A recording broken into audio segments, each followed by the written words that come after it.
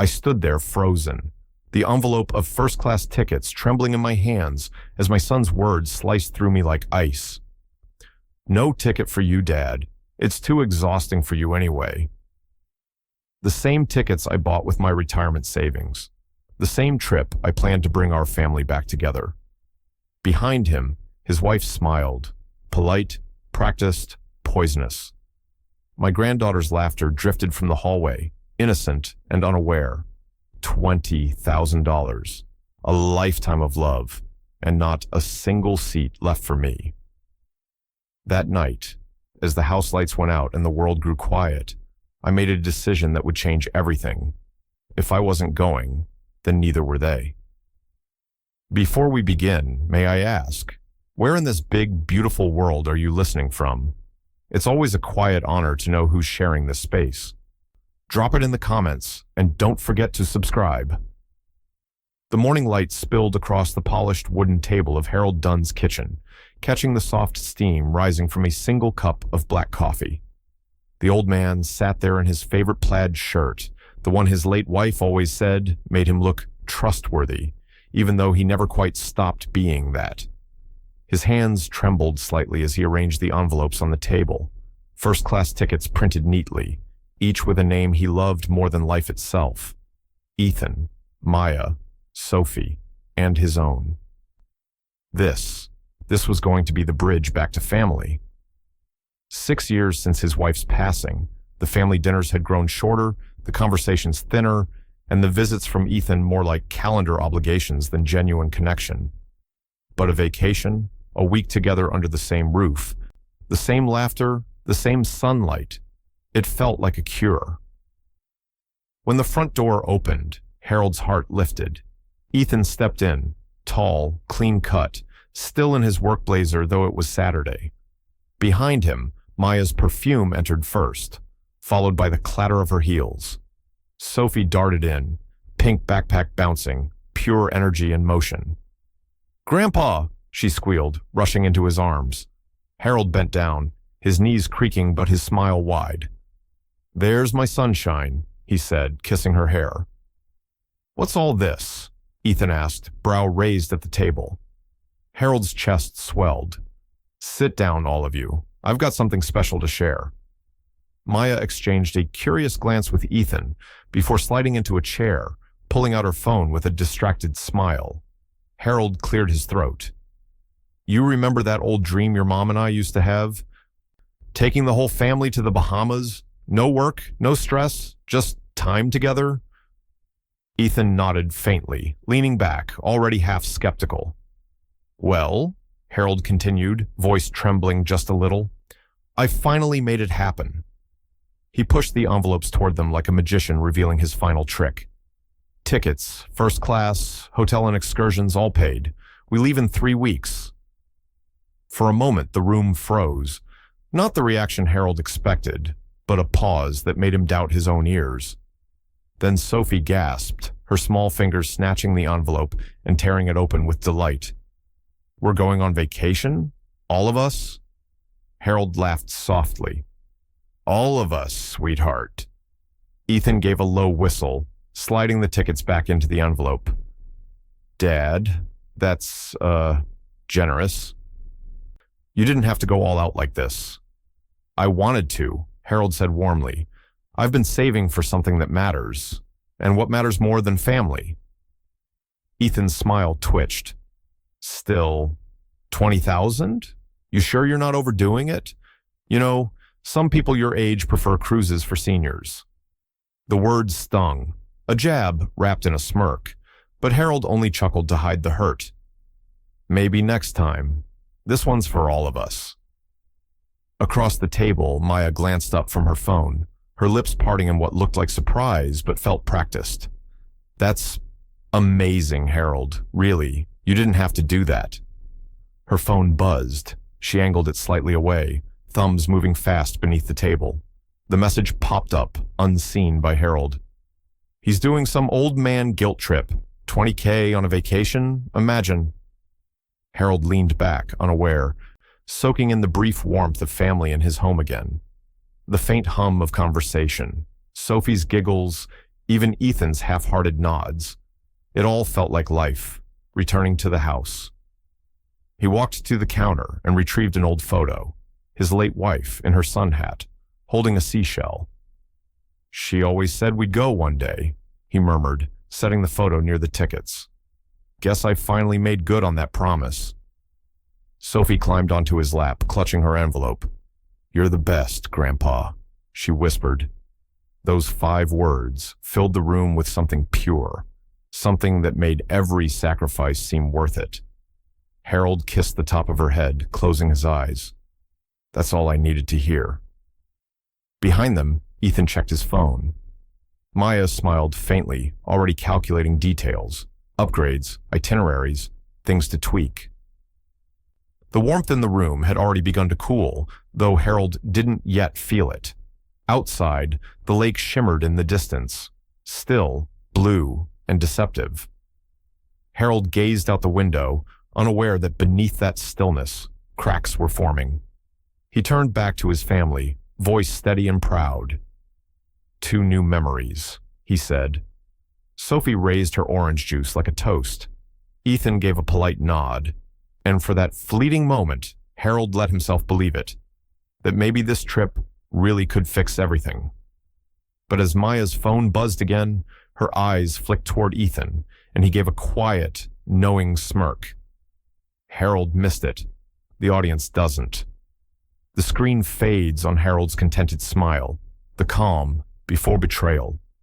The excitement of that morning still hummed in Harold's chest as he sat at his kitchen table, phone glowing beside a half-eaten sandwich. The little notification chimed again. Family trip chat created. Ethan's name flashed at the top. A family group chat. Harold smiled. It felt modern, connected, like a bridge to his son's world. He clicked it open, eager. Ethan.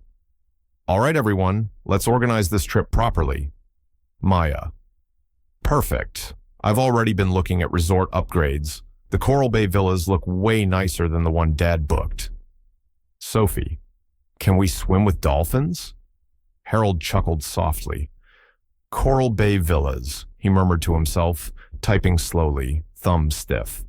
"That sounds beautiful, but the one I picked has a view your mother would have loved." Seconds later, a reply popped up. Maya. "Oh, Harold, that's sweet, but this is about the experience. We'll cover the difference. Don't worry." Another bubble appeared before he could respond. Ethan. "Yeah, Dad, let Maya handle the details. You've done enough already." The tone stung, polite on the surface, but edged with dismissal. Harold reread the messages, pretending it didn't bother him. He didn't want to be the burden. Not again. Over the next few days, the group chat became a flurry of activity. Links, photos, price comparisons, voice notes. Maya's messages filled most of the screen. Spa packages, wine tastings, private boat charters. Harold scrolled through quietly, trying to keep up, his old eyes growing tired of the endless images of places he'd never chosen. He typed once, hesitating before hitting send. Would Sophie like snorkeling or the Dolphin Cove better? No reply. Minutes turned into hours. Finally, Maya responded with a quick, "Already booked the Dolphin Cove, Harold. Don't worry about logistics." Don't worry. Those 2 words echoed more than they should have. That evening, Harold called Linda. Her voice, calm and steady as always, came through with warmth. "You sound tired, sweetheart." He laughed lightly. "Just keeping up with these young folks. They've made a chat just for the trip. Fancy thing. Maya's quite the planner." There was a pause, then Linda's gentle hum, thoughtful. "You mean Maya's running it?" "Well, she's organized," Harold said defensively, stirring his coffee. "I don't mind. It's for everyone's enjoyment." "Mm-hmm," Linda replied. "And you're footing the bill, aren't you?" He smiled faintly. "It's not about the money, Linda. It's about bringing them together." She sighed, the kind of sigh that carries quiet truth. "Harold, you're trying too hard, sweetheart. Let them come to you sometimes." He brushed her warning aside, masking the unease her words stirred. "It's fine. We'll all laugh about this on the beach. You'll see." But the laughter felt far away. That night, the group chat buzzed again. Maya sent a photo of a 5-star resort, captioned, "Now this is how a real vacation should look." Ethan reacted with a thumbs-up emoji. Harold hesitated to reply, then typed, "Looks lovely, but I thought we'd agreed on Palm Shores." Seconds later, Ethan's reply came through, "We'll sort it out, Dad. Just relax." Just relax. He set the phone down slowly, staring at the tickets resting in their envelope on his desk. He'd already paid for the resort. The confirmations were under his name. Why were they looking at another? A faint unease crept in. Something too subtle to call suspicion yet, but heavy enough to keep him awake.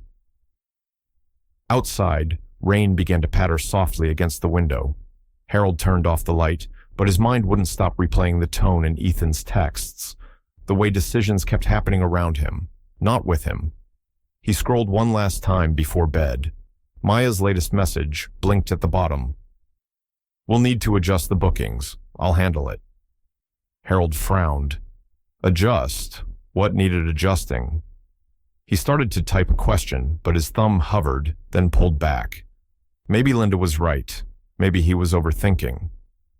He plugged in his phone, the blue light reflecting off the rain-soaked window, but as the screen dimmed, his reflection stared back, alone, uncertain, and just beginning to sense that something in this family trip wasn't as simple as love. The last unread message glowed faintly at the top of the screen, time-stamped late that night. "Ethan, we'll figure out the tickets tomorrow." Harold never replied. The following Sunday, Harold decided to host dinner at his place, a small attempt to keep the excitement alive. The smell of roasted chicken filled the house, mingling with the faint scent of pine cleaner he'd used earlier. He'd even set the table the way Linda once taught him. Candles, cloth napkins, and the good china his late wife loved. Ethan and Maya arrived half an hour late. Ethan didn't apologize. He never did anymore. Maya swept in behind him, hair perfectly styled, voice bright and sharp. "Oh, Harold, the house looks wonderful. You didn't have to go to all this trouble." Harold smiled faintly. "Well, it's not every day we plan a dream vacation together." They settled in, Sophie climbing onto her usual seat beside him, little hands already reaching for the breadbasket. Harold's heart softened as she giggled. For a brief moment, everything felt normal, the way family dinners should feel. Halfway through the meal, Maya dabbed at her mouth with a napkin and said casually, "So, I talked to my parents earlier. They're so excited about the trip." Harold's fork froze midway to his mouth. "Your parents?" he repeated, polite confusion lining his tone. "Oh, didn't Ethan tell you?" Maya smiled as if she'd just mentioned the weather. "We invited them. They've always wanted to visit the Bahamas, and there were still 2 rooms available at the resort. It'll be perfect." Ethan kept his eyes on his plate, slicing his chicken into small, precise pieces. Harold blinked, the sound of the ticking wall clock suddenly loud in the silence. "You invited them? Using the same booking?" "Well, yes," Maya said, waving her hand dismissively. "It made sense financially since everything's under one reservation. I mean, your package was so generous, it covered it easily." The words landed heavy. Your package. Harold felt the floor tilt beneath him. His own money. The trip he'd dreamed up as a family reunion had just turned into a social outing for people who weren't even blood. He looked to Ethan, searching for something. An explanation, a glance, maybe guilt. But Ethan's face remained unreadable. "Dad," he said calmly, finally looking up, "it's no big deal. Maya's parents are family too. Let's make this a real family trip." A real family trip. The words echoed like a slap. For a moment, Harold couldn't speak. His throat tightened, and he felt a tremor in his hand that he quickly hid beneath the table. Sophie looked up, eyes darting between the adults. "Grandpa, are Nana and Papa coming too?" Harold's heart twisted at her innocence. he managed a small smile, one that didn't reach his eyes. No, sweetheart, just more people to make it fun, I guess. The rest of the meal unfolded in awkward fragments. Maya chatting lightly about spa reservations, Ethan nodding along, Harold chewing without tasting a thing. Each laugh from Maya felt hollow, each glance from Ethan colder than the one before. When Maya excused herself to take a call, the sound of her laughter drifted from the next room. Ethan sat back, scrolling through his phone, detached. Harold finally spoke, voice low. You could have told me first. Ethan didn't look up, didn't think it mattered. It does, Harold said quietly. Ethan sighed, irritation creeping in. Dad, don't make this a big deal. They're paying for their own activities. You should be happy everyone wants to come. Happy. That word tasted bitter. Harold stared at his son, wondering when the boy who once called him hero had turned into a man who could look through him like he was invisible. From the kitchen, Maya's voice rose in laughter again, light and cruelly careless. Sophie slipped her small hand into Harold's, sensing the tension she couldn't name. He squeezed her fingers gently. Everything's fine, pumpkin, he said, forcing calm into his tone. But inside, something had cracked, a thin, silent fracture that would never fully heal. As they prepared to leave, Ethan clapped his father on the shoulder. Don't overthink it, Dad. The more, the merrier. Harold smiled faintly, though it didn't reach his eyes. Right. The more, the merrier. When the door closed behind them, the house went still. The candles flickered, one extinguishing itself with a soft hiss. Harold stood there, staring at the empty plates, the untouched dessert, and the faint echo of Maya's laughter in the air. He sat down slowly, rubbing his temples. The room felt smaller now, heavier somehow. He tried to tell himself it didn't matter, that what counted was being together, but even as he whispered it, the words rang hollow. Outside, thunder rumbled in the distance, a low, warning growl rolling across the lake. Harold looked toward the darkened window and whispered, more to himself than anyone, "A real family trip."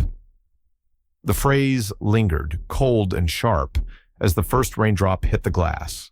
It started with a polite call, the kind Harold used to handle easily back in his working days. He was in the middle of fixing a loose cabinet hinge when the phone rang, its cheerful ringtone echoing through the quiet house. "Mr. Dunn?" the voice asked. "This is Carla from Southern Horizons Travel. I just wanted to confirm the recent changes to your Bahamas itinerary." Harold frowned, wiping his hands on a towel. "Changes? I haven't made any changes."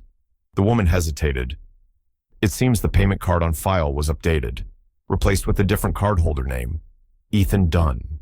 We just wanted to make sure this was authorized." The name hit him like a sudden draft. He swallowed hard. "No, I didn't authorize that," he said slowly, his voice tightening. "Everything should still be under my payment." "Would you like me to revert the details, sir?" Harold stared at the stack of receipts and printed confirmations on his desk. His proof, his pride. "No," he said finally, his throat dry. "Leave it as is for now. I'll handle it." After hanging up, he sat there for a long time, the silence thick around him. Then he grabbed his car keys. By the time he reached Ethan's house, the sky had gone gray, one of those heavy Georgia afternoons where the air feels like it's holding its breath. Maya's SUV sat in the driveway, spotless and smug. Harold rang the bell, and when Ethan opened the door, the faint sound of a sports game hummed behind him. "Dad, what are you doing here?" "We need to talk," Harold said, his voice firmer than he expected. Ethan sighed, stepping aside. "Sure. What now?" Harold followed him into the living room, where everything gleamed, granite counters, chrome fixtures, not a trace of the modest life Harold once knew. He turned to face his son. "The travel agent called, said the payment card was changed. Your name's on it now." Ethan didn't flinch. "Yeah, I updated it." "You what?" Relax, Dad, Ethan said, waving a dismissive hand. I just switched things to my card. You're not exactly a tech wizard. The agency probably needed faster responses. It's just easier if I handle it. Easier, Harold repeated, voice cracking slightly. I paid for that trip. Every cent of it came from my account. Ethan gave a small smirk, the kind of smile that carried no warmth. And it's still your trip. Nothing's changed. I'm just managing the logistics. You wouldn't want to mess something up accidentally. The words sliced deeper than they should have. Mess something up. For a moment, Harold couldn't find his voice. He just stared at the man who used to run barefoot through sawdust piles at his old construction sites, the boy who used to think his father could fix anything. Now, Ethan looked back at him like an outdated appliance, something functional but obsolete. I trusted you, Harold finally said, the words barely more than a whisper. Ethan's expression softened for a second, then hardened again. Dad, you're overreacting. Don't make this dramatic. The old man's shoulders sagged. Fine, he murmured, stepping back. If that's how you want it. Ethan turned back toward the TV before Harold even reached the door. The drive home blurred in rain and headlights. By the time he parked, the sky had opened up completely. Thunder rolled over the lake as he walked inside, dripping wet. He hung his coat, sat at his desk, and stared at the framed photo of his late wife. You'd tell me to let it go, he said quietly, but I don't know if I can. A faint vibration came from his phone on the table, an incoming text from Ethan. All good now, Dad. I'll keep you posted. Don't stress. He locked the screen without replying. Hours later, Harold wandered into the hallway, the sound of rain muffling everything. He was passing the guest room when he heard voices, Ethan's voice, through the open line of the family group chat on speaker. He froze, realizing he must have accidentally tapped it earlier. He just doesn't get it, Ethan's voice said, half laughing. It's better if I take over. He's dead weight when it comes to planning stuff. Dead weight. Harold stood there, still as the rain. The words played again in his head. Dead weight. He walked into his den, closed the door softly behind him, and sank into the old leather chair. Around him, the house creaked with the storm. He stared at the darkened window where raindrops slid down in crooked lines. In the reflection, he saw a man shrinking into silence, a man who had spent his life building, giving, holding a family together with both hands. And now, his own son had quietly cut him out. He sat there long after midnight, the storm outside growing louder, matching the quiet breaking inside him. When the thunder cracked overhead, he didn't even flinch. He just whispered, almost to the darkness itself, dead weight. The words echoed back at him, dull and final. The sky had barely cleared after the storm when Harold decided he couldn't hold it in any longer. The silence after Ethan's callousness had become unbearable. That ugly word, dead weight, still echoing in his mind.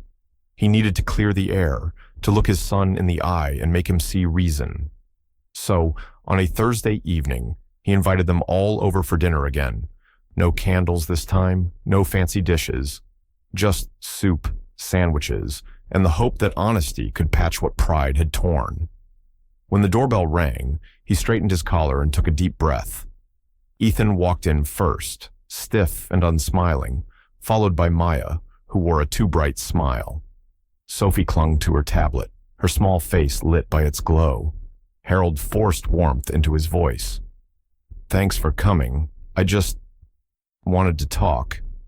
Ethan gave a curt nod. Sure, Dad. What's this about? Harold motioned for them to sit. His palms were sweating. I got a call from the travel agent again. I just wanted to be sure everything's clear about the payments, the rooms, the changes. Maya's smile flickered. Oh, Harold, not this again. We already explained. Ethan just made things easier. There's no issue. Harold's eyes darted to his son. I just thought, maybe next time. Next time? Ethan interrupted, his tone sharp. Dad, why are you making a big deal out of nothing? I'm not, because it feels like you don't trust me. The accusation landed like a slap. Harold blinked, confused. No, of course I trust you. I just wanted to understand what's happening with my account. Ethan leaned back, arms crossed. You're acting paranoid. Maya let out a soft laugh, the kind meant to soothe but designed to sting. Harold, you've done enough. You should relax. We can handle it from here. Harold's voice trembled. It's not about control, Maya. It's about respect. I just wanted 1 week, one simple week, with my family, without complications. Complications? Ethan scoffed. You mean us actually managing things like adults? Something in Harold cracked. His tone, though still gentle, carried pain now. No, son. I mean without feeling like I don't belong in my own plans. Sophie looked up from her tablet. Grandpa? Ethan's voice rose before he could stop himself. Dad, you're acting senile. You're overthinking every little thing. The word hung in the air like poison. Sophie flinched, her small eyes wide. Daddy, don't yell at Grandpa. Ethan's expression faltered, realizing too late what he'd said. But Sophie was already running from the table, tears streaking down her cheeks. The sound of her bedroom door slamming upstairs cut through the silence. Harold stood frozen. The hurt in his eyes was quiet but deep, like something breaking beneath the surface of calm water.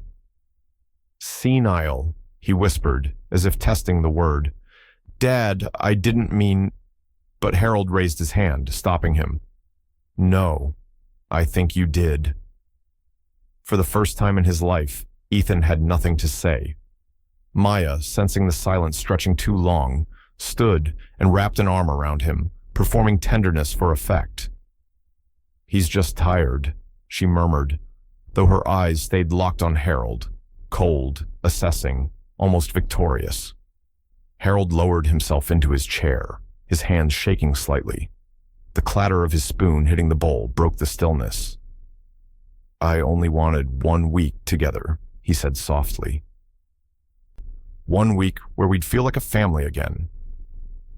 The words, frail and honest, filled the room with shame. Even Maya didn't respond. The ticking of the clock grew unbearably loud. Ethan muttered something about needing to go check on Sophie, grateful for an excuse to leave. When they were gone, Harold sat alone at the table staring at the empty chairs. The doorbell startled him. It was Linda, standing there with her coat pulled tight against the cold. You sounded off on the phone earlier, she said gently. I figured you could use some company. He smiled weakly. You missed the show. She stepped inside, looking at the half-eaten dinner. I can imagine. Harold rubbed his temples. Maybe I should have just kept quiet. Maybe it's me. Maybe I'm too... Stop, Linda cut in firmly. Stop apologizing for being kind. He looked at her, the words hitting deeper than she could know. The house had gone quiet again. Too quiet. Upstairs, Sophie's muffled crying echoed faintly through the walls. Outside, the wind pressed against the windows like an unspoken warning. Harold stared down at his hands, then toward the staircase, the weight of what just happened settling heavy on his chest. Something in him had shifted. Small, but irreversible. The kindness Linda spoke of. It wouldn't protect him anymore. The day started with the sound of rain tapping against the kitchen window, soft, steady, almost cleansing. Harold sat with his coffee cooling in front of him, the world outside blurred in silver streaks. He told himself that maybe, after last week's argument, things would settle. Families fought, families healed. That's what he wanted to believe. But by late afternoon, the phone rang. Ethan's name glowed on the screen. Hey, Dad, Ethan said, his tone carefully polite. Got a minute? Harold's chest tightened. Of course, son. Everything all right? There was a pause, too long, too deliberate. Then Ethan sighed. Listen, We've been talking, and we think maybe it's best if you sit this trip out." Harold blinked. "What?" "It's just the travel, the heat, the walking. It might be too exhausting for you," Ethan said, his voice almost rehearsed. "We'll take Sophie this time. You can join us next time when things are calmer." The words sank in slowly, each syllable cutting deeper. "Sit this trip out. Too exhausting. Next time." "Ethan," Harold said quietly, his voice trembling, "I planned this trip. I paid for it." "I know," Ethan replied quickly, as if brushing off an inconvenience. "And we're grateful. Really, but it's just better this way. You understand, right?" For a long moment, Harold didn't answer. His hand trembled against the phone. In the background, he could hear Maya's voice, light, dismissive. "Tell him it's for his health." Something hollow opened in his chest. "You're going without me," he whispered. Ethan hesitated. "It's not like that, Dad. We'll send pictures, call you from the beach. You'll be part of it, just from home." Harold closed his eyes. "I see." "Look, don't make this harder than it has to be," Ethan added, his voice tightening. "We've already adjusted the reservations. It's done." "It's done." The line went quiet. Harold realized he hadn't spoken for several seconds. Then he said the only thing that would keep his dignity intact. "All right, son. Have a good trip." He hung up before Ethan could reply. The sound of the disconnect echoed through the small house. The silence afterward was unbearable, thick, suffocating. He stood there, staring at the phone, at the raindrops on the window, at the stack of printed itineraries sitting neatly on his counter. His hands began to shake. He picked up the envelope, the same one that had once filled him with pride. Each ticket was a promise, each itinerary line a small act of love. He ran his fingers over the names. Ethan Dunn, Maya Dunn, Sophie Dunn. His own was still there at the top, Harold Dunn. It didn't matter anymore. He slipped the envelope under his arm and walked outside. The rain had stopped, but the air was heavy, like the world was holding its breath. He didn't bother with an umbrella. He just walked, down the gravel path, across the yard, past the mailbox, until he reached the old shed near the lake. Inside, the faint smell of wood and oil filled the air. Harold set the envelope on the workbench and opened the drawer where he kept the lighter he used for candles and old campfires. For a moment, he just stared at it. His mind flickered with memories. Ethan as a boy, running through puddles, shouting with laughter. His wife's voice calling from the porch. Christmas mornings, birthdays, promises that family would always stick together. Then, without another word, he struck the lighter. The flame caught fast. The edges of the paper curled and blackened. One by one, the tickets turned to ash, curling in on themselves like dying leaves. The glow reflected in Harold's eyes. Not anger, not yet, but something colder. When the knock came at the door of the shed, he didn't look up. "Harold?" Linda's voice broke through the sound of rain starting again. She stepped inside, shaking off her umbrella. Her eyes widened at the sight of the burning papers. "What on earth are you doing?" He didn't answer right away. He just watched the last flame fade, leaving nothing but gray. Finally, he spoke, his voice low, steady, almost eerily calm. "He told me not to come." Linda stared at him, horror and pity mingling in her face. "Oh, Harold." He turned toward her, the flicker of the firelight outlining the hardness, settling in his features. "He's not my son tonight." The rain picked up outside, hammering against the tin roof like applause from the heavens, or a warning. Linda stood frozen, realizing something irreversible had shifted in him. Harold turned back to the embers, his face half lit, half shadowed, a man crossing an invisible line he didn't know he had. The morning after the fire, Harold woke to silence. The house felt different, stripped bare somehow, like something vital had burned with those tickets.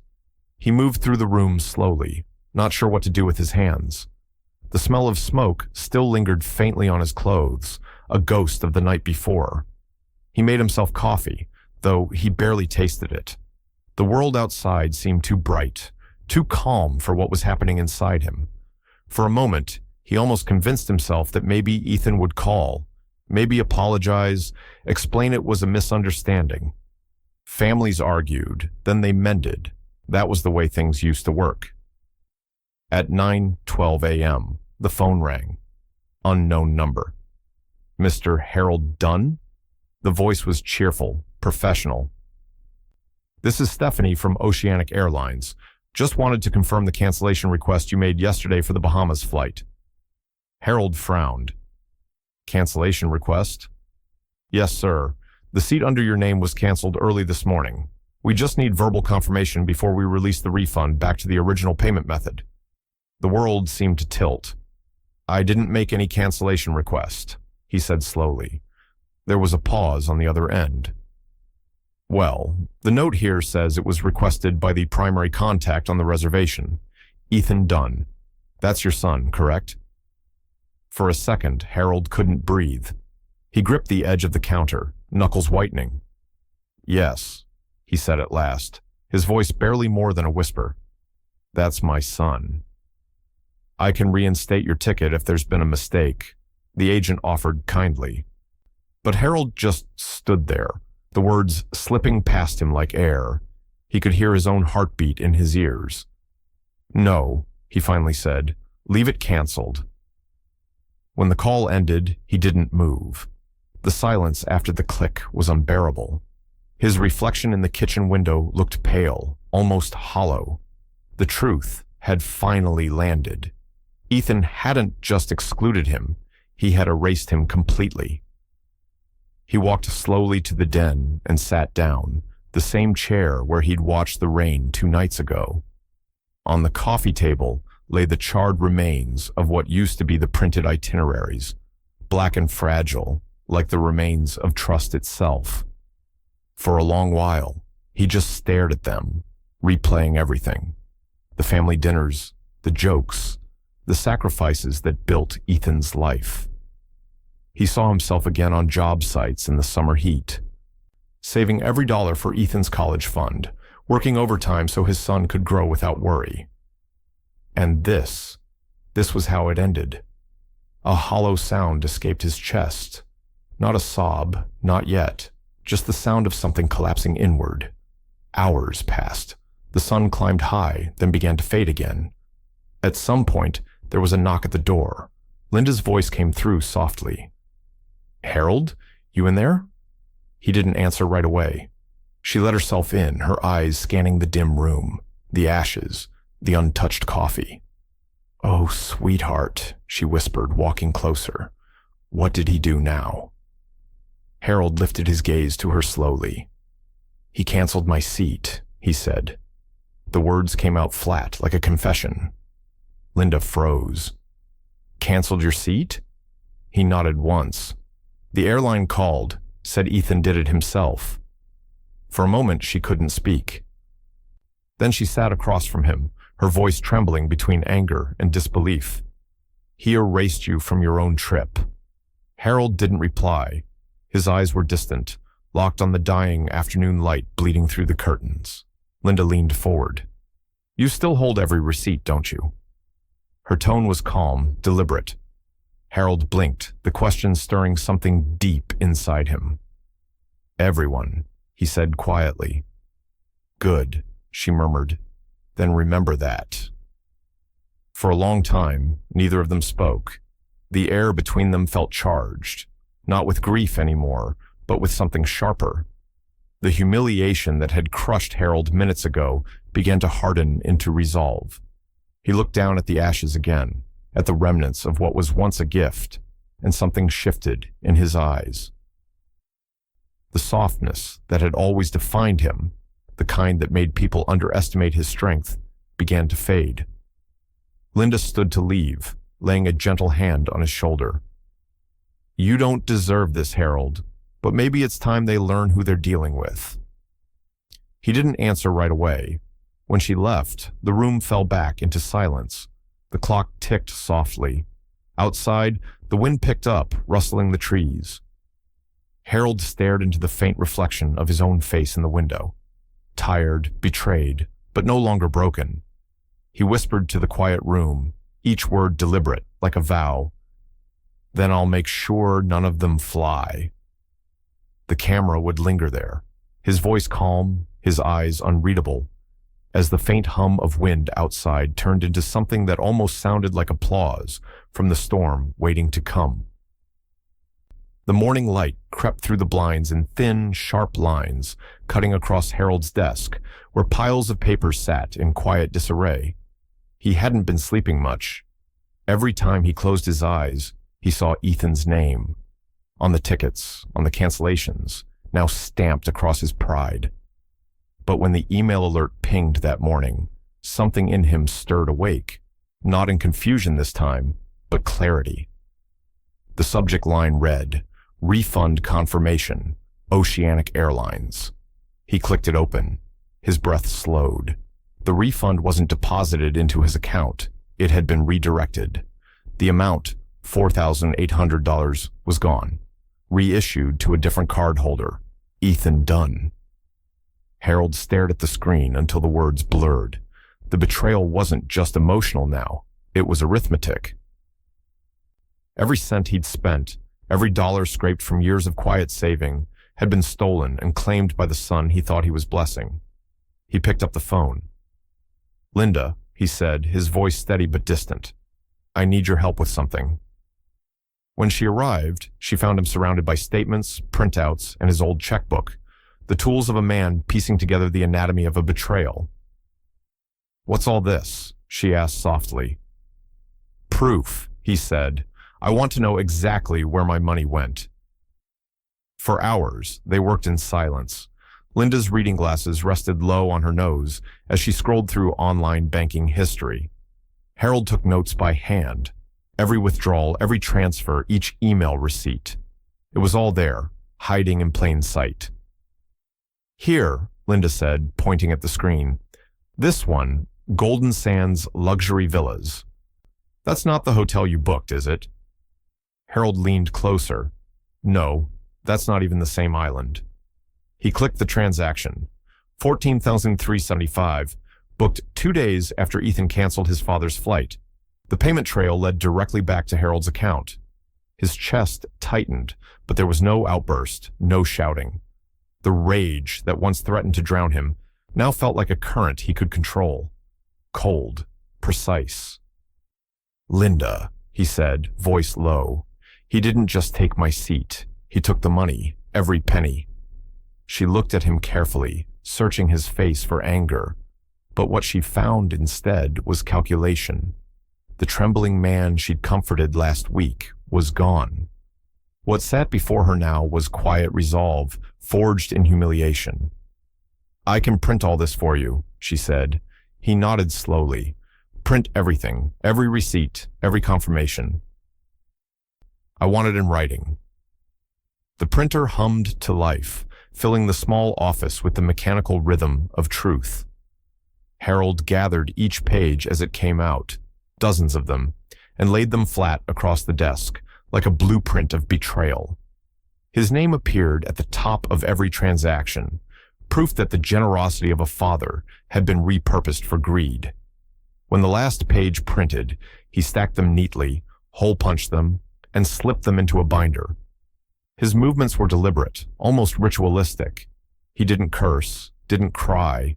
He was building something stronger than either, a record. Linda broke the silence. "What are you going to do with all this?" Harold slid the binder into the bottom drawer of his desk, turned the key, and locked it. The click sounded final. "For now," he said, "I'm just going to keep it safe." She studied him for a moment. "You're awfully calm." He smiled faintly, but there was no warmth in it. "Calm is good. Calm gets things done." Linda hesitated, sensing something unfamiliar in his tone. "Harold, I know you're hurting, but—" He interrupted gently, eyes still fixed on the locked drawer. "He thinks he took everything from me, but what he really did was remind me who I am." His voice dropped to a whisper. "I built homes, Linda. Whole neighborhoods. I know how to tear things down piece by piece, too." The rain started again outside, soft, steady, relentless. Linda reached out, touching his arm lightly. "Don't let this destroy you." Harold turned toward her, the faint reflection of the gray sky in his eyes. "No," he said quietly, "it won't destroy me." He paused, the next word slow, deliberate, heavy with purpose. "They'll leave with nothing." The words didn't come out angry, they came out like a verdict. He leaned back in his chair, listening to the rain against the window, and for the first time in weeks, his breathing slowed. The ache hadn't disappeared. It had simply crystallized into something sharper. On the desk beside him, one last paper blinked on the screen, a pending refund confirmation waiting for approval. He didn't touch it. Not yet. The shot lingers on Harold's face, unreadable, composed, as the rain continues its quiet rhythm. The doorbell rang just as the afternoon sun dipped low behind the lake, spilling golden light across Harold's worn living room floor. He wasn't expecting anyone. Linda had gone home hours ago, and he hadn't heard from Ethan in days. When he opened the door, a small figure stood there. Backpack crooked, hair tangled by the wind. "Sophie?" he said, startled. She grinned shyly. "Hi, Grandpa. Mom dropped me at piano class, but I told her I forgot my sheet music so I could come here first." Harold blinked, torn between amusement and concern. "You little rebel," he whispered, glancing toward the road to make sure no car had followed her. "Come on in." Sophie slipped off her shoes and wandered to the kitchen table, swinging her legs as she sat. Harold poured her a glass of milk, the same blue cup she'd always used. She looked small at that table, framed by the fading light and the quiet that had filled the house since the argument. "I made you something," she said suddenly, pulling a folded piece of paper from her backpack. "But don't tell Daddy." Harold took it carefully, his fingers trembling.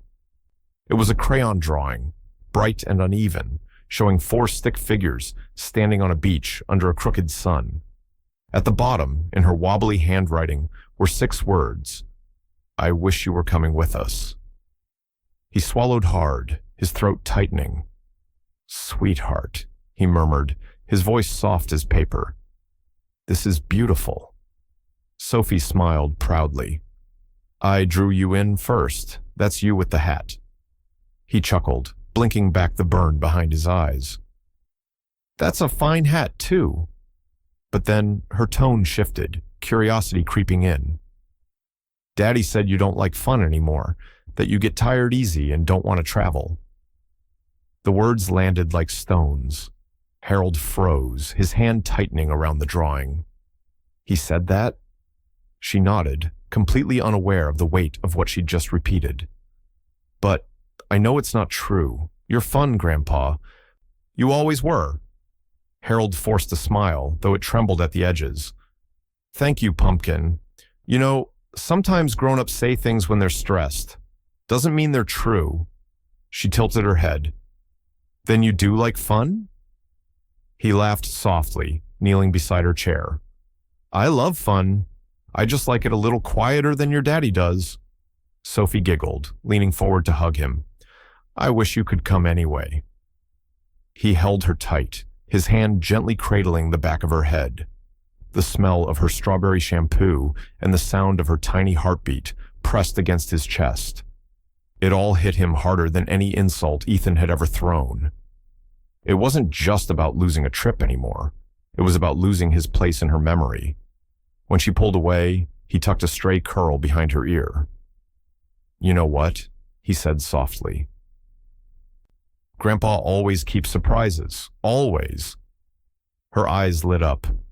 "Really? Like what?"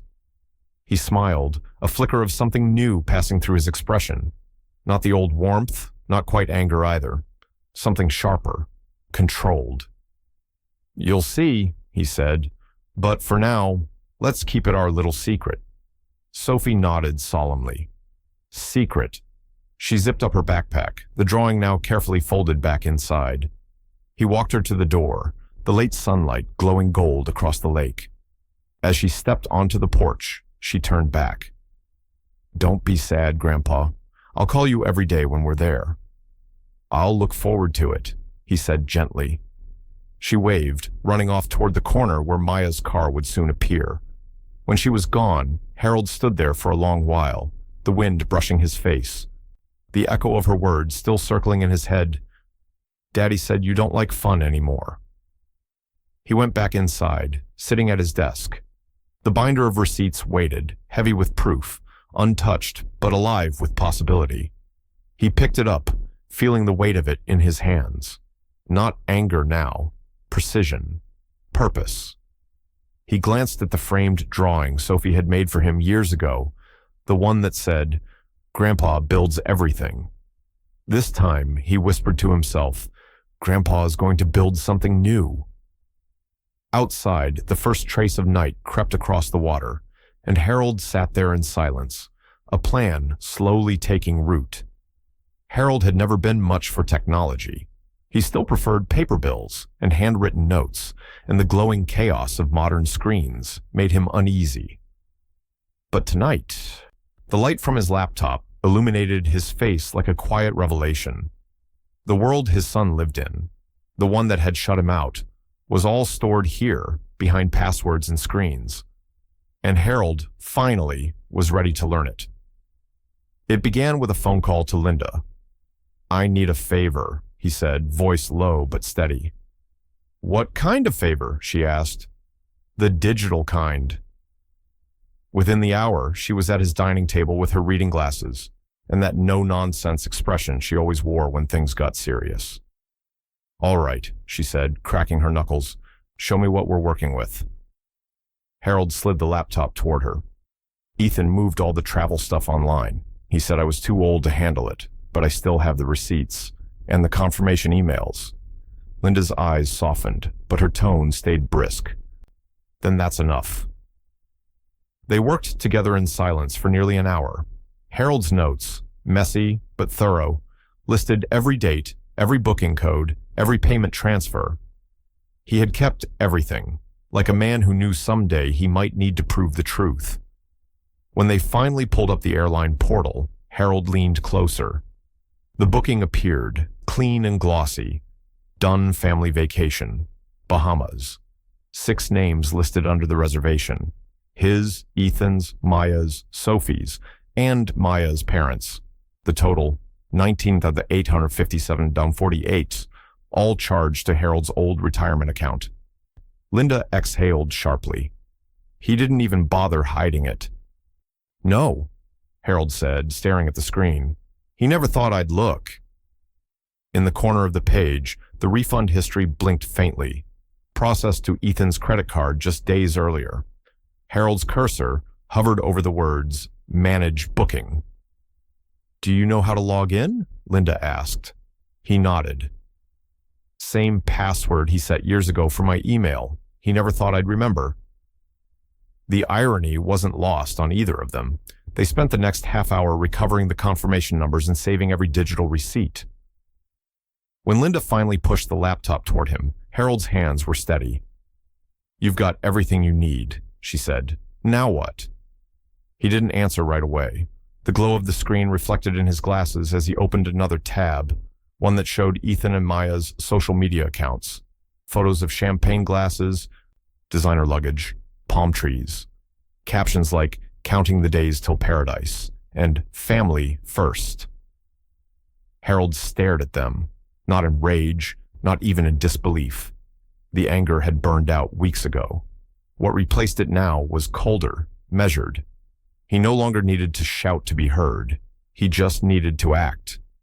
He picked up his phone.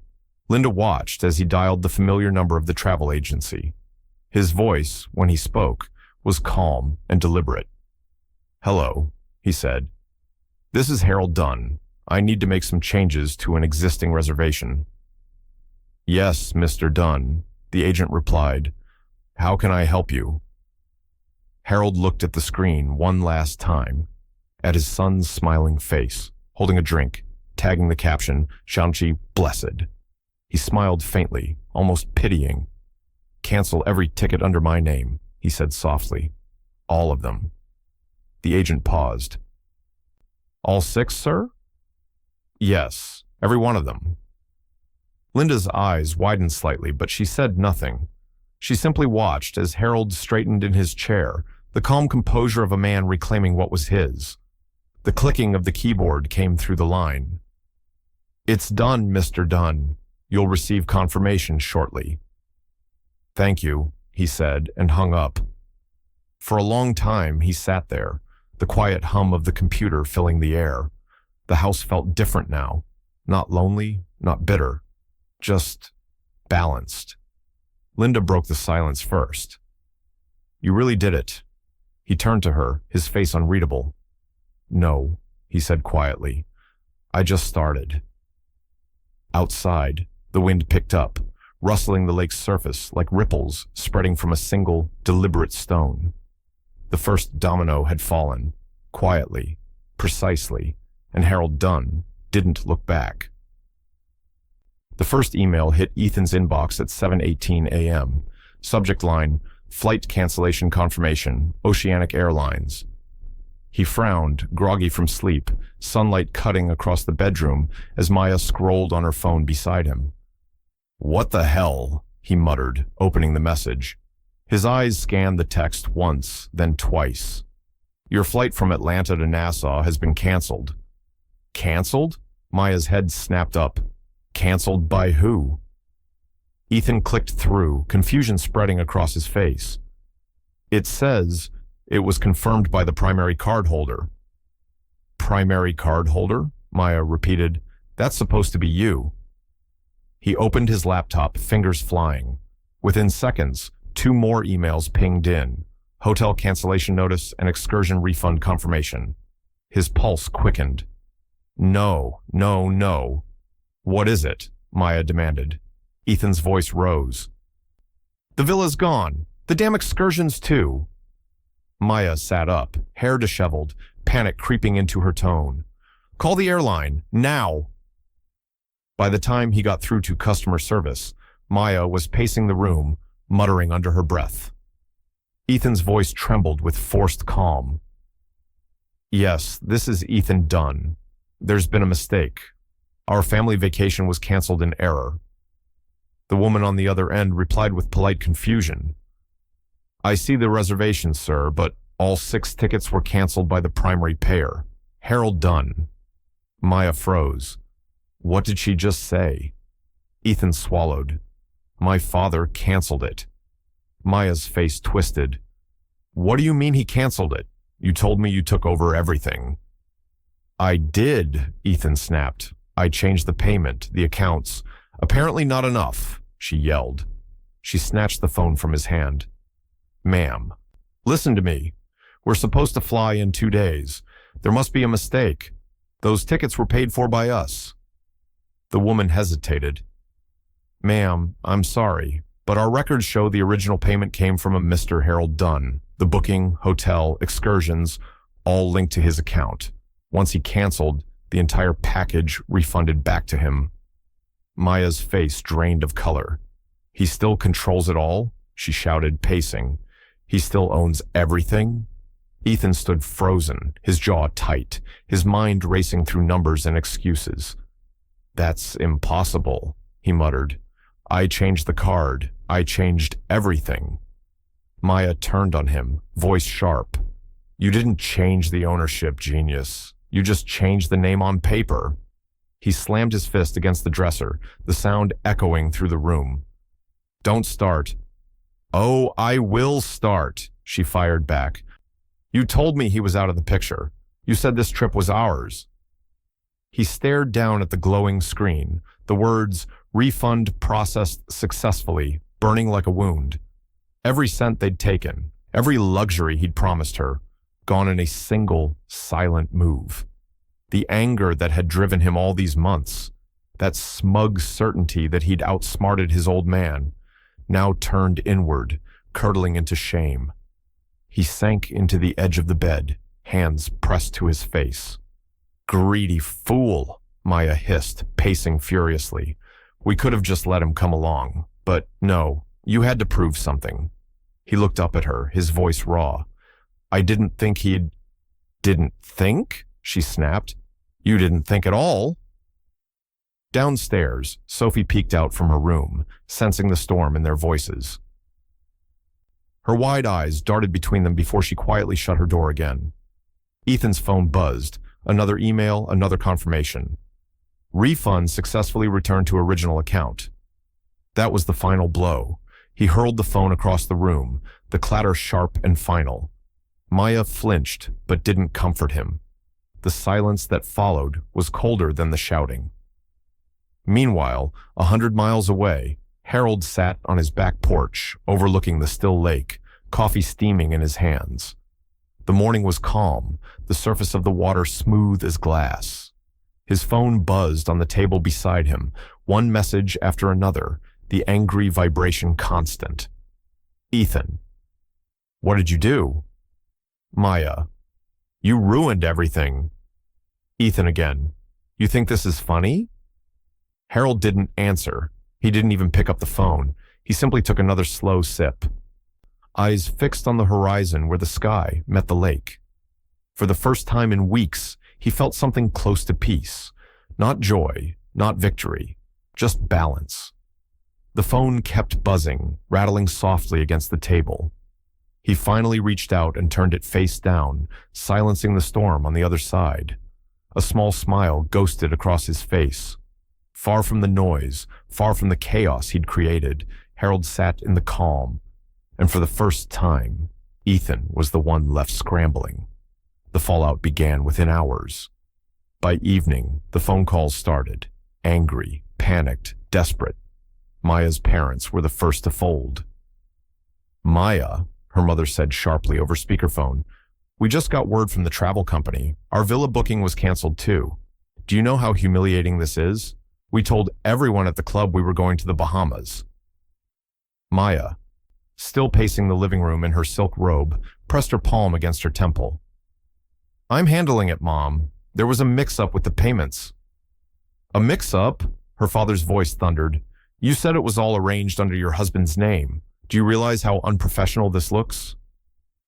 Ethan sat on the couch, laptop open, surrounded by printouts and emails. His hair was a mess, his shirt untucked, and a cold sweat clung to his skin. Tell them to calm down, he muttered. We'll fix it. But Maya's voice cracked under the pressure. You hear that? He says we'll fix it. With what, Ethan? With what money? Ethan glared up. Don't start. Oh, I will start, she snapped, snatching his phone from the table. Because my parents just lost face in front of half the city thanks to you. Maya, I told you the refund hasn't gone through yet. It's just delayed. She threw her hands in the air. Delayed? We were supposed to leave in 2 days. He turned back to the laptop, typing furiously. His voice was low but tight with panic. If I can get them on the phone, maybe we can rebook under my card. Your card? Maya laughed bitterly. You maxed that out on that new car, remember? Or did you forget while you were busy playing travel agent? Ethan slammed his hand on the table, the sound echoing through the room. Enough! Sophie peeked out from the hallway, clutching her stuffed rabbit. The shouting had started early that morning and hadn't stopped. Mommy, she whispered. Maya whirled around, her face softening when she saw her daughter's frightened eyes. Go back to your room, sweetheart. Mommy and Daddy are just talking. Sophie hesitated. Are we still going on the trip? Neither parent answered. The silence broke something in the room. Sophie's eyes welled with tears. She turned and ran upstairs, her small footsteps vanishing down the hall. Back downstairs, Maya turned on Ethan again. Do you have any idea how this makes me look? You promised me a luxury villa, first-class everything. You said you had it all under control. He snapped his laptop shut, his voice cracking with exhaustion. I did have it under control, until your mother and father got involved, until you kept pushing for upgrades. Don't you dare blame me for this, she hissed. You let your father walk all over you. And now look at us. He stood, towering over her, eyes bloodshot and wild. You think this is my fault? He's the one who canceled everything. He sabotaged us. Oh, stop. Stop pretending you didn't deserve it, she spat back. You took his money, Ethan. You used him. He opened his mouth, but nothing came out. For once, she wasn't wrong. Upstairs, Sophie shut her bedroom door and sat on her bed, tears streaking her cheeks. She picked up her toy phone, the one Grandpa had given her for Christmas, and pressed a few buttons like she'd seen her mom do. Call Grandpa, she whispered. The real phone number was saved under her favorites. She hit the button and waited, sniffling. When Harold answered, his voice was calm and steady. Hello? Grandpa? She hiccuped. Mommy and Daddy are fighting again. They said we're not going on vacation anymore. Harold's chest tightened. He could hear Maya's voice in the background, shrill, furious, then Ethan's, loud and defensive. He pictured Sophie sitting there, frightened, clutching her toy. Oh, pumpkin, he said softly, forcing warmth into his tone. Don't you worry about that, okay? Are they mad at you? She asked. He paused. Sometimes grown-ups forget how to be kind, he said carefully. But everything's going to be all right. Her small voice trembled. I wish you were here. He smiled, though his eyes stung. Me too, but maybe some plans fall apart for a reason. There was a small silence. Then she whispered, I love you, Grandpa. I love you too, sweetheart. Now go get some rest, okay? When the call ended, Harold sat there in the stillness of his lakeside home, the phone resting in his palm. Through the window, the lake shimmered under the dimming sky, rippling in the breeze. Down the hall, the faint echo of Linda's voice drifted from the answering machine, reminding him of the binder locked away, the receipts, the proof, the control he'd reclaimed.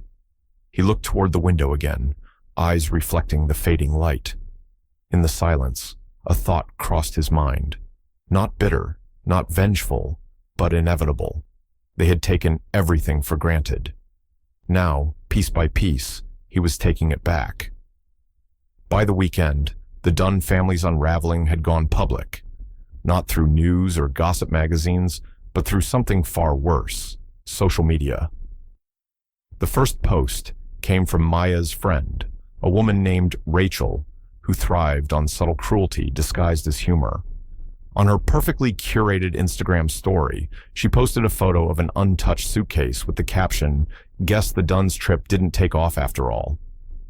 Within hours, comments flooded in. Wait, wasn't that the luxury villa trip? I thought they were bragging about first class. What happened? Maya saw it first. She screamed when she did. Ethan found her sitting on the edge of their bed, phone clutched in her trembling hands, eyes wild. They're laughing at us, she shouted. Rachel posted about the trip. Everyone knows. Ethan snatched the phone, scrolling rapidly. His face flushed red. She wouldn't dare. Oh, she did, Maya interrupted, voice breaking. Do you understand how humiliating this is? My friends think we're broke. He threw the phone onto the bed. I'll fix it, he muttered, jaw tight. Fix it? She snapped. How, Ethan? You already lost the trip, the money, the respect. What's left to fix? He stormed out of the room before he said something he couldn't take back. But when he reached the driveway and looked toward the long road leading to his father's house, a darker thought began to take shape. By the time he was behind the wheel, his hands were trembling, not with fear, but fury. Meanwhile, across town, Harold sat at his kitchen table, a quiet morning coffee in his hand, the steady tick of the clock marking time. The lake outside shimmered peacefully, belying the chaos he knew was unfolding elsewhere. Linda was there too, reading from her phone with a smirk. You've gone viral, she said, trying to sound amused. They're calling it the Dunn debacle. Harold didn't laugh. He just stared out at the water, unmoving. Don't tell me you feel bad, Linda said gently. He sighed. I don't know if bad's the word. It's heavy. You didn't humiliate them, Harold. They did this to themselves. He nodded slowly, but his expression didn't soften. The truth was, the victory felt hollow. Watching Ethan's pride crumble didn't fill him with satisfaction. It only deepened the ache where love used to live. Still, somewhere inside him, a quiet voice whispered, this was the only way he'd ever learn. The sound of tires on gravel broke the stillness. Both Harold and Linda turned toward the window. Ethan's car roared up the drive, dirt spraying behind it. He didn't even park properly, just slammed the door and marched toward the porch, face twisted with rage. Harold, Linda murmured, rising from her chair. Stay here, Harold said softly. The pounding on the front door shook the frame. Dad, Ethan's voice thundered through the walls. Open the damn door! Harold walked slowly to the entrance, every step deliberate. When he opened the door, the air outside was thick and humid, heavy with the smell of rain that hadn't yet fallen. Ethan stood there, eyes wild, hair unkempt, the picture of a man cornered by his own consequences. You humiliated me, he shouted. You made me a joke. Harold didn't flinch. I didn't make you anything, he said quietly. Ethan took a step closer, jabbing a finger toward him. You canceled the trip, you took the money, and now the whole world's laughing at me. The whole world, Harold repeated softly, almost to himself. Funny how small the world gets when your pride's on the line.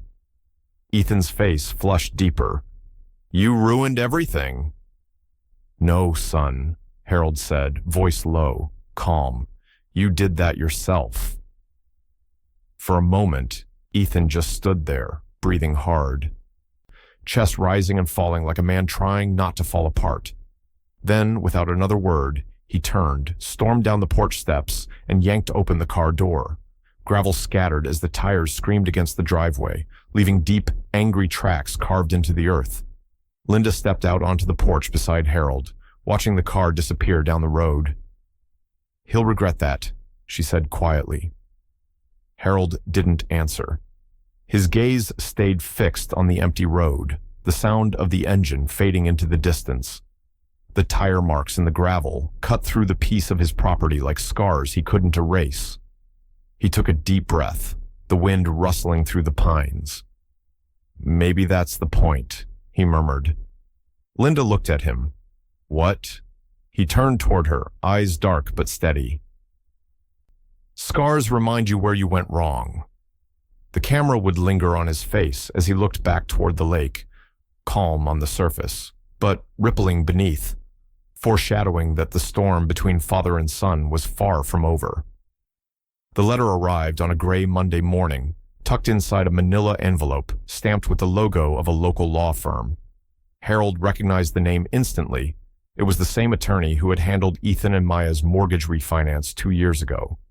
He slit the envelope open with his pocket knife, calm but wary. Inside was a 2-page notice filled with polished legal phrasing, all dressed up to sound impersonal. But the message was clear enough.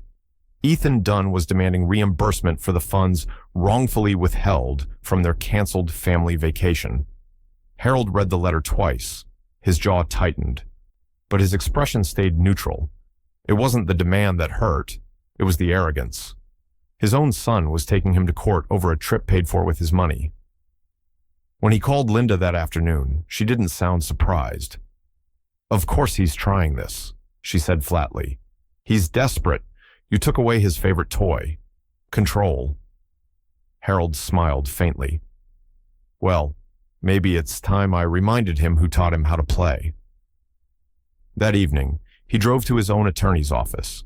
A quiet man named Frank Melrose, who had handled his estate planning for decades. Frank's office smelled of old books and cedar polish, the walls lined with neatly framed degrees. Harold, Frank greeted him warmly, shaking his hand. I haven't seen you in a while. What brings you in? Harold handed him the envelope. My son, he said simply. Frank scanned the letter, his eyebrows lifting slightly. Reimbursement for vacation expenses? He looked up, half amused. He's serious? He thinks he is. Frank leaned back in his chair. And who made the payments originally? I did, Harold replied, Every cent. Flights, hotel, villa, excursions. All from my account. I have the receipts.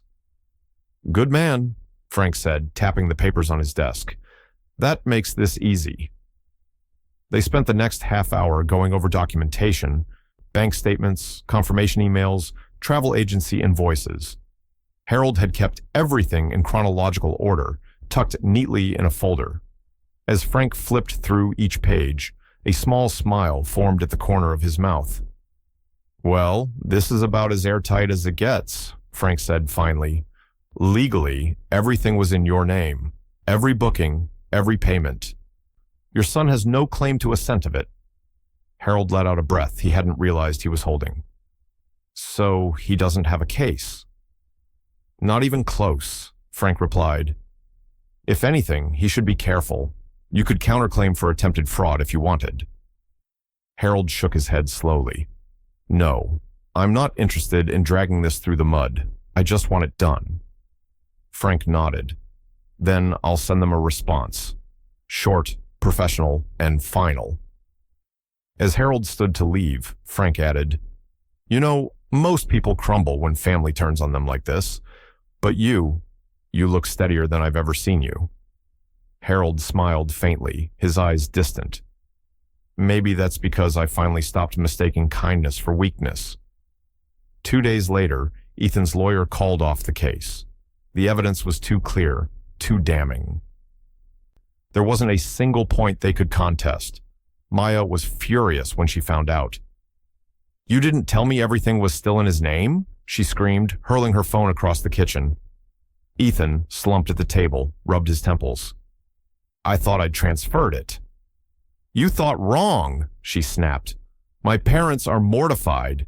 They said they're done helping us financially until you get your life together. He looked up at her, eyes hollow. Maybe they're right. At work, the tension bled into everything. His boss pulled him aside twice that week about missed deadlines and sloppy reports. You're distracted, the man said bluntly. Fix it, or we'll have to talk about replacements. By the weekend, Ethan barely left the house. The confident, ambitious man he'd become had started to unravel, the cracks spreading fast. Meanwhile, Harold's life grew quieter, simpler. He spent his mornings walking the lakeside trail, greeting the same neighbors he'd known for years. The anger that once consumed him had cooled into something sharper. Focus. One evening, Linda stopped by with dinner. Heard about the lawyer mess, she said, setting down a pot roast. You okay? Harold nodded. He tried to turn me into a villain, but paperwork doesn't lie. Linda smiled, proud but cautious. So what now? He poured her a cup of coffee and leaned back in his chair, looking out the window at the fading sunset. Now, he said quietly, I tell my story my way, not his. The light outside dimmed to gold and then to gray. Harold's reflection in the glass looked older but freer, a man no longer bound by guilt or fear. Far away, in a house full of shouting and silence, Ethan's reflection was doing the opposite, shrinking. And somewhere between those two mirrors, the balance was beginning to shift. It was a Saturday afternoon when Harold heard the soft knock on his front door, 3 quick taps, hesitant but familiar. When he opened it, there she was again. Sophie, backpack slung over one shoulder, cheeks flushed from the walk up the gravel drive. Grandpa, she grinned, throwing her arms around him. I told Mommy I was going to a friend's house. Harold froze for a second, then sighed, half worried, half warmed. You're going to get me in trouble, kiddo. She giggled. That's okay. You're worth it. He couldn't help but laugh.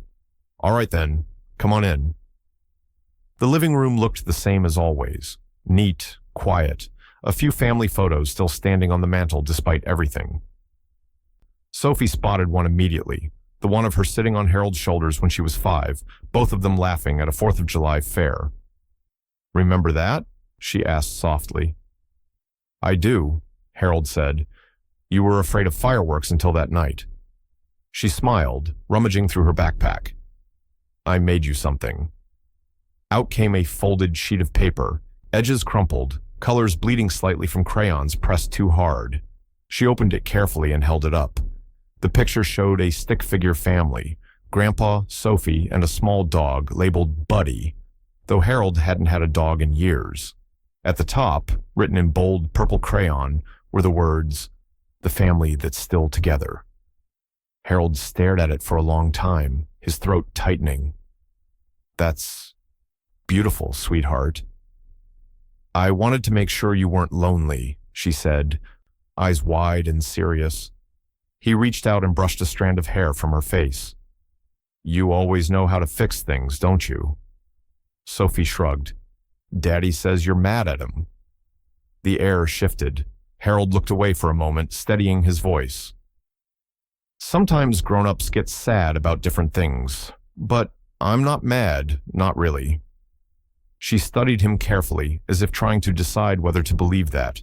Then she leaned forward and hugged him again. "I just wish we could all go somewhere together," she whispered. Harold smiled faintly.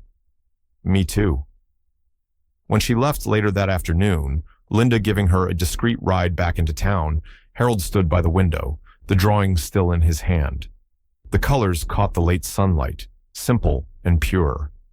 He felt something stir deep inside him, something quieter than revenge. Linda walked back inside after dropping Sophie off. "She's a sweet kid," she said softly. "She's the best of us," Harold replied, "and she doesn't even know what we've done." Linda gave him a look. "What you've done, Harold. Don't put this on her." He smiled ruefully. "Fair enough."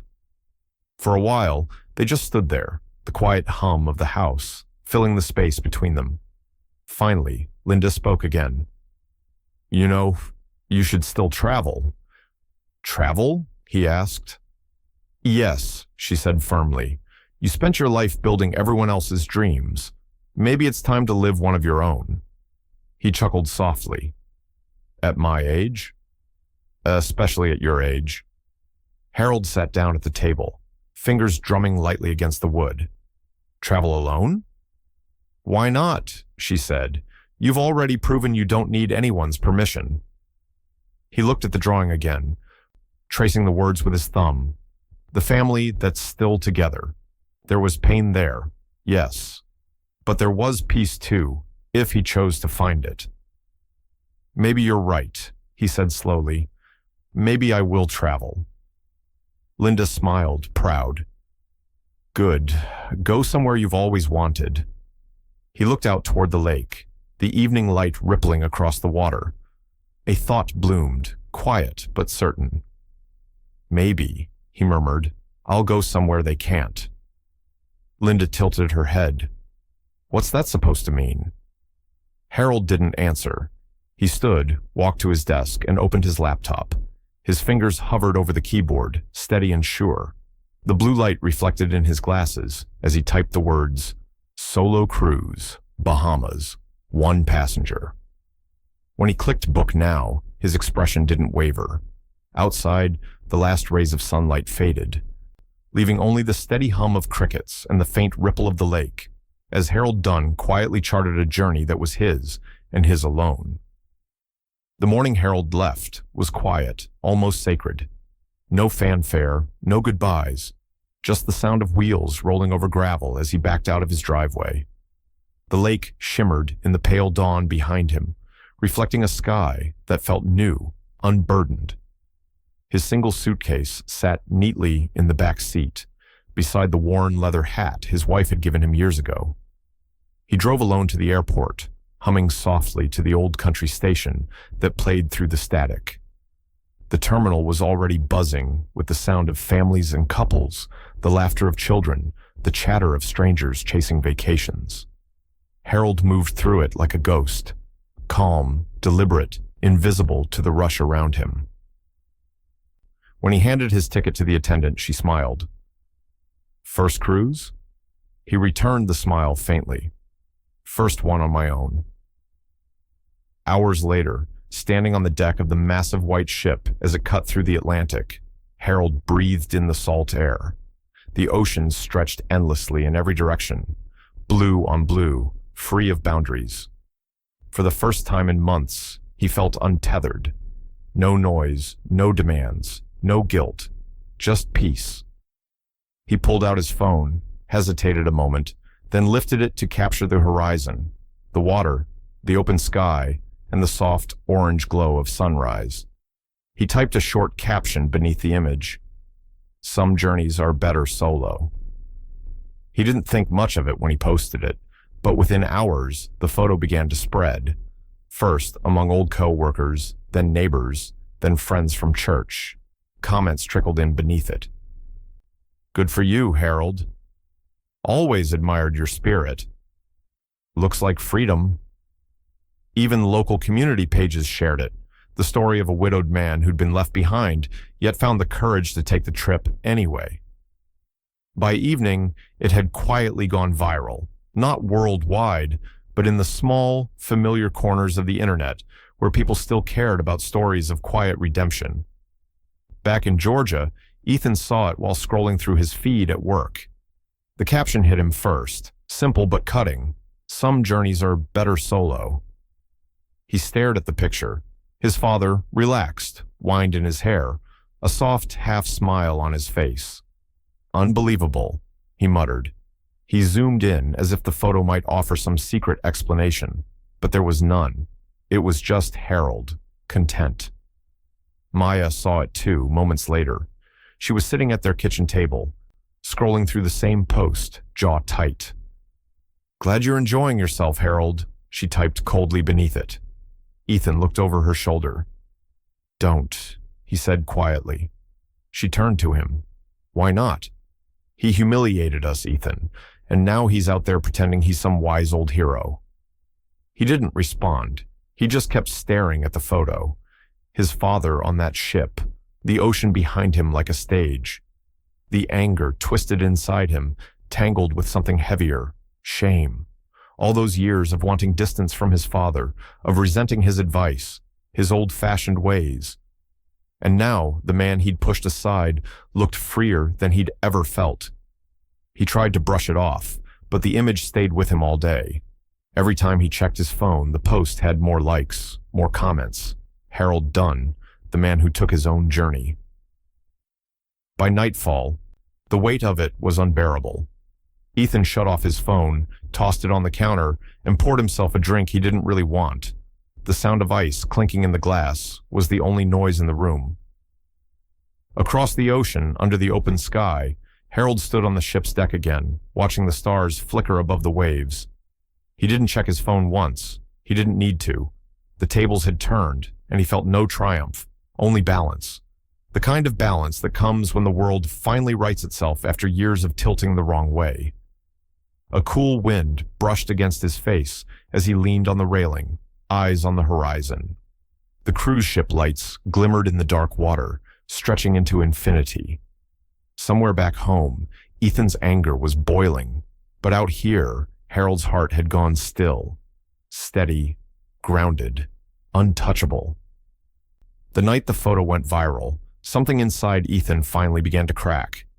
It started quietly, the kind of silence that isn't peaceful, but heavy, sharp, suffocating. He sat in the living room, staring at his father's image on the screen again and again. That same smug caption. Some journeys are better solo. He could still hear the faint laughter from his co-workers earlier that day. Hey, Dunn, your old man's living it up. Guess he didn't need the family after all. They thought it was a joke, harmless teasing, but Ethan had felt it like a knife twisting between his ribs. Maya's voice cut through the quiet. You've been sitting there all night. He didn't look up. You've been watching me sit here all night. That's because you haven't said a word, she said, crossing her arms. Not since that stupid picture showed up. Ethan's jaw flexed. You think it's stupid? She scoffed. He's mocking us, Ethan. He's making you look like a fool, and you're just sitting there letting him. Her tone was sharp, goading, the same edge she used when she wanted to make him move, react, when she wanted control. I'm not letting him do anything, he said evenly, though his voice trembled at the edges. Then do something, she snapped, because right now, you look weak. You look... He turned toward her slowly. Don't. She didn't stop. Like less of a man than your father. The words detonated in the space between them. Ethan's hands clenched into fists, nails digging into his palms. Say that again. She took a step closer. I said you're less of a man than your father ever was. The sound that came out of him wasn't anger. Not exactly. It was something deeper, a kind of exhausted fury that had been building for years. He slammed his hand down on the counter, making a glass shatter. Sophie's voice cried out from upstairs. Daddy! Maya froze, eyes wide. Ethan stood there breathing heavily, staring at the shards on the floor, his reflection splintered among them. For a moment, he saw his father in that reflection, calm, composed, unshakable, and he hated it. Sophie's small footsteps creaked down the stairs. Are you fighting again? She whispered, clutching her stuffed rabbit. Maya tried to compose herself. Go back to bed, sweetheart. Mommy and Daddy are just talking. But Sophie didn't move. Her lip quivered. I heard you yell. Ethan looked at her, really looked, and for the first time, something inside him faltered. The fear in her eyes wasn't just fear of noise, it was recognition. She'd seen this before. She'd seen him become what he hated. He knelt down slowly, the weight of realization pressing on his shoulders. Hey, he whispered, voice breaking, I'm sorry. She didn't say anything, just turned and ran back upstairs, the sound of her door closing echoing through the house. When Ethan stood again, Maya was staring at him, her expression unreadable. You're turning into him, she said quietly. He laughed bitterly. No, I turned into you. Her eyes flashed, but she didn't respond. She just walked past him, muttering, You always blame someone else. The house fell silent. Only the hum of the refrigerator remained, that small, mechanical heartbeat in a home that no longer felt alive. Ethan sank onto the couch, his hands covering his face. He could still hear Sophie's voice in his head. Are you fighting again? The words kept looping, unraveling something in him. And then, for the first time, he didn't feel angry at Harold. He felt ashamed. Hundreds of miles away, the same night, Harold stood on the deck of the ship, the warm ocean breeze brushing against his face. The waves rolled beneath the glow of the moon, soft and rhythmic, a heartbeat of peace. He leaned on the railing, eyes closed, listening to the hush of the sea. The ship moved steadily forward, carrying him toward the horizon. For the first time in months, he slept deeply, dreamlessly, as though the weight of the world had finally lifted. Back in Georgia, the storm inside Ethan's house continued to rage, raised voices, slammed doors, tears muffled by walls. Upstairs, Sophie hid beneath her blanket, hands pressed over her ears, wishing for quiet. And across the ocean, Harold's breathing stayed even, calm. The contrast was cinematic. Storm versus stillness. Chaos versus peace. For Ethan, the world was cracking open. For Harold, it was finally closing. Neatly, quietly, like a book that had said all it needed to say. The night Harold came home, the air in Georgia carried that damp stillness that follows a long rain. The lake behind his house glimmered faintly beneath a half moon, and through the open windows came the soft hum of crickets, the sound of a place waiting for something to happen. He'd been gone for nearly 3 weeks, long enough for the dust to settle, long enough for guilt to ferment, and now it was time. He set the table himself, simple but intentional. Roasted chicken, garlic potatoes, and a bottle of wine left unopened since Linda's last visit. 3 plates, 3 forks, the same table where it had all begun. When the doorbell rang, Harold didn't flinch. He already knew it would be Ethan who stepped in first, his posture stiff, followed by Maya, whose perfume always arrived a moment before she did. Sophie wasn't with them. Harold had made sure of that. This wasn't a night for children. Ethan's voice was cautious. "Dad." "Come in," Harold said, calm as the lake outside. They entered slowly, like people walking into a courtroom.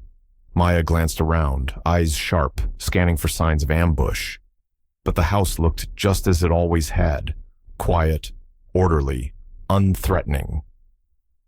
"I didn't know what to bring," Ethan said awkwardly. "Yourself will do," Harold replied, motioning toward the table. "Dinner's hot." They sat. The clinking of plates filled the silence. For a few minutes, no one spoke. It was Maya who broke first. "This is nice," she said, her tone brittle, surprisingly civil considering. Harold poured wine into 3 glasses, but only filled theirs halfway. "No sense letting good food go to waste," he said. Ethan shifted, his fingers tightening around his napkin.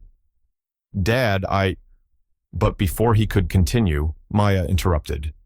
"If this is some kind of performance?" Harold raised a hand, stopping her gently. "Maya, tonight isn't about performances." He turned to Ethan.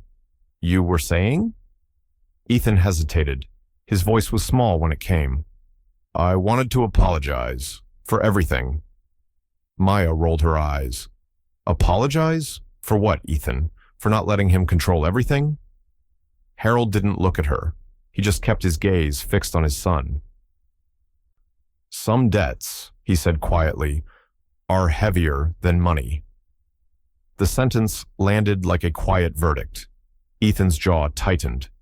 "I know I messed up, but I was trying to build something for my family." "By taking from yours," Harold replied evenly.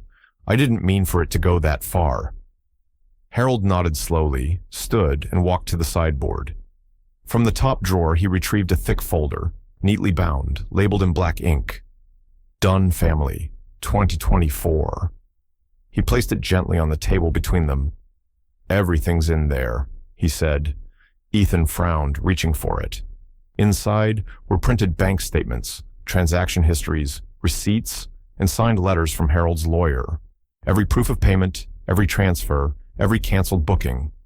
A ledger of betrayal written in dollars and dates. Harold's tone stayed level. "This folder clears you of any financial debt to me. Everything you took, every refund you received, it's yours, legally and completely." Ethan blinked, stunned. "What?" "I've already signed the transfers," Harold said. "You owe me nothing." Maya looked confused, then suspicious. "So, that's it? You're forgiving him?" Harold turned his eyes to her, and the cold steadiness there made her shrink a little. "Forgiveness is free, Maya. This is closure." Ethan flipped through the pages, his fingers trembling slightly. "Dad, I don't understand." Harold leaned forward, his voice softer now. "You owe me nothing, son, but you've lost more than you know." The room went silent. Ethan's eyes darted up, full of questions he couldn't form into words. Harold stood slowly, his chair creaking. "There's no anger left in me. Just truth." He walked to the window, looking out at the lake. His reflection hovered in the glass, older, wearier, but lighter somehow. "It's funny," he said quietly. "When I stopped fighting for your respect, I finally earned mine back." Behind him, Ethan sat motionless, staring down at the folder like it was a confession he hadn't meant to make. Maya tried to speak but found no words. When they finally stood to leave, Harold didn't follow them to the door. He stayed by the window, listening to the sound of footsteps fading down the porch, the door clicking shut. Outside, their car started, headlights sweeping across the gravel before disappearing into the night. Linda had once told him that quiet victories last longest. Tonight, he understood. He looked back at the table, the empty plates, the untouched wine, and then toward the darkened window again, where his own reflection lingered. "Some debts," he whispered, "aren't meant to be repaid." And somewhere in the distance, thunder rolled softly over the lake. Not violent, but enough to promise that this reckoning wasn't quite the end. The days after the dinner were eerily calm. No angry calls, no surprise visits, just quiet.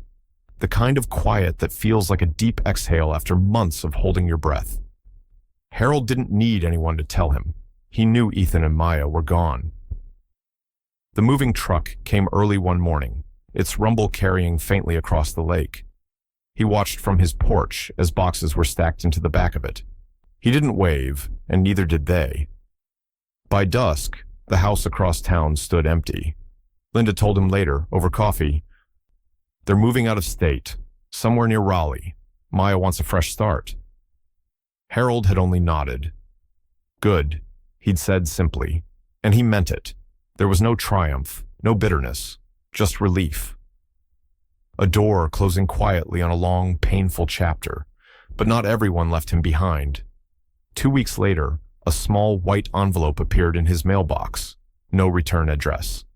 Inside was a folded sheet of lined paper, written in blue marker with a child's careful hand. "Dear Grandpa, Mommy says we're starting over. I miss you. Linda says I can send you letters if I promise not to tell. I hope you're happy. Love, Sophie."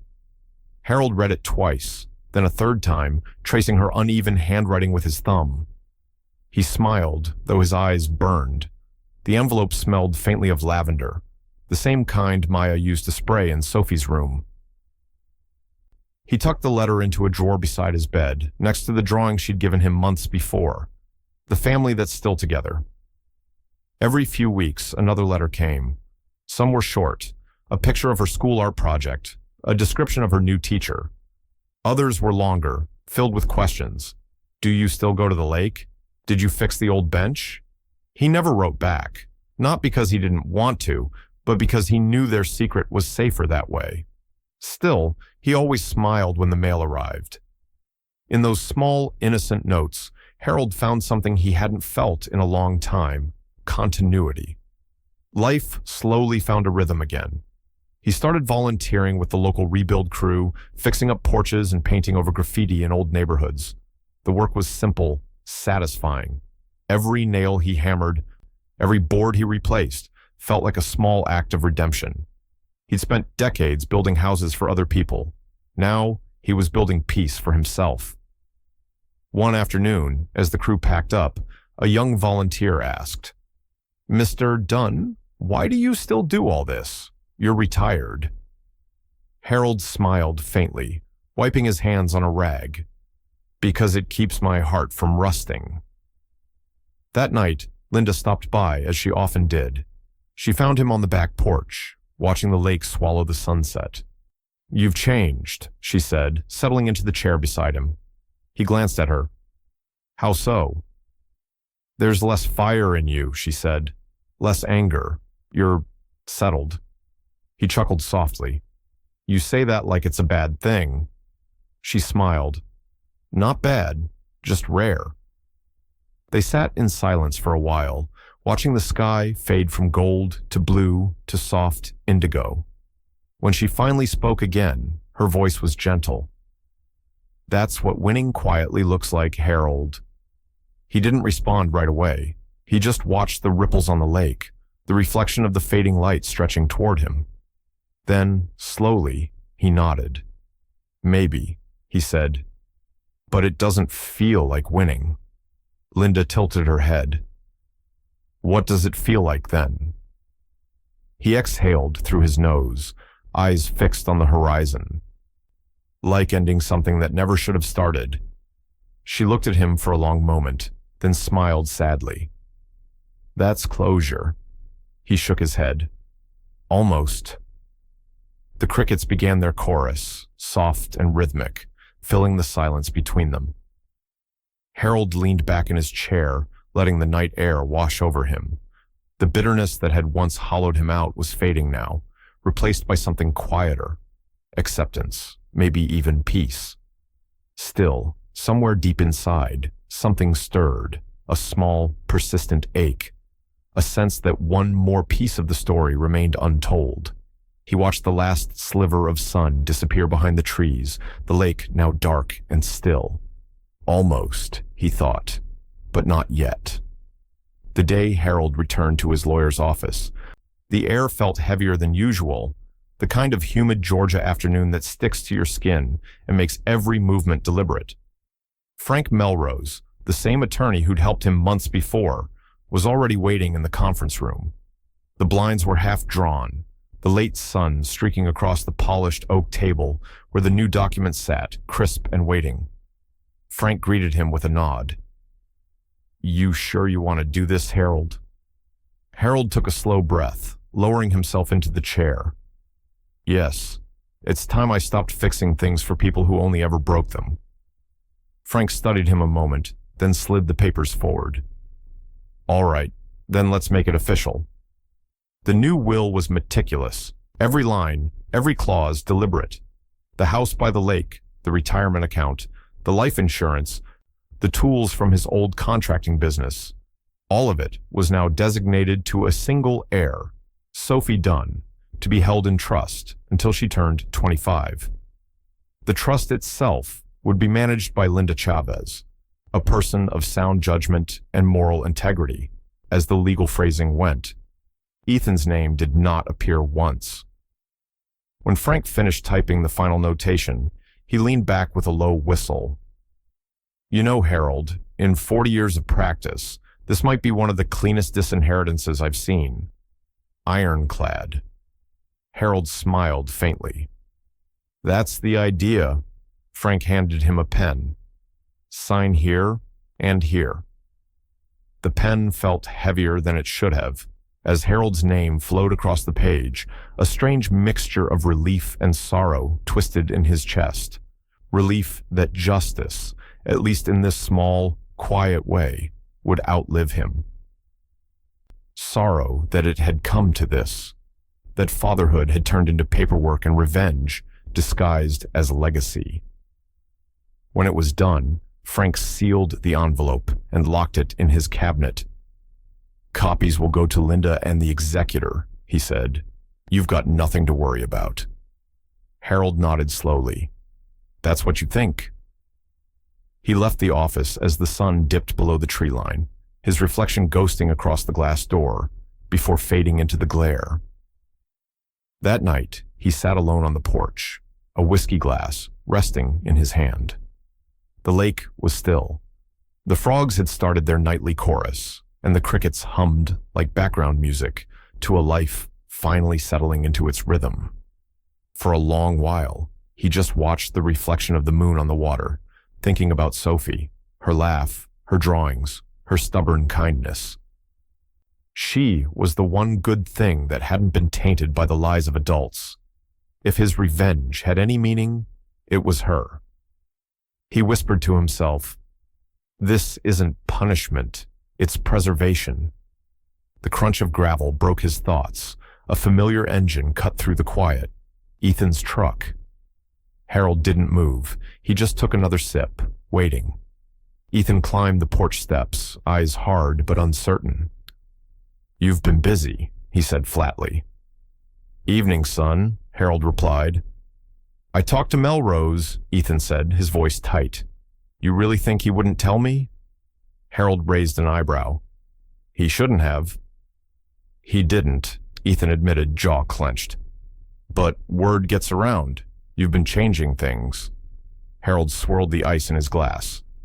"I'm an old man, Ethan. It's natural to put your affairs in order." "Cut the crap," Ethan snapped. "You're freezing me out, aren't you?" Harold looked at him calmly. "Check when I'm gone." The silence that followed was sharp, brittle. Ethan stood there, caught between anger and disbelief. "You really hate me that much?" Harold's voice was quiet, almost weary. "I don't hate you. I just finally see you clearly." Ethan's mouth opened, but no words came. For the first time, he didn't look like a man arguing for control. He looked like someone realizing it was already gone. "You'll regret this," he muttered finally. "Maybe," Harold said, finishing his drink. "But I'll sleep fine." Ethan turned and stormed back to his truck, gravel spitting under his tires as he sped off into the dark. Harold stayed where he was, eyes on the horizon. The whiskey glowed amber in the porch light, his reflection rippling in the glass like the lake below. His revenge was complete, but it didn't look like triumph. It looked like quiet, heavy, human, irreversible. The camera would linger there, Harold's calm face half lit by moonlight, the sound of the departing truck fading into the distance, as he whispered to no one, "Legacies last longer than anger." It began with a phone call Harold didn't expect, or perhaps, deep down, he'd known it was coming. Maya's voice, smooth and practiced, slid through the line like a familiar ghost. "Harold," she said, bright and careful, "it's been too long." He recognized the tone immediately, that syrupy sweetness she saved for moments of damage control. "Yes," he replied quietly, "it has." There was a pause on her end, the faint sound of her rehearsing her next move. "I just wanted to check on you. Sophie misses you so much."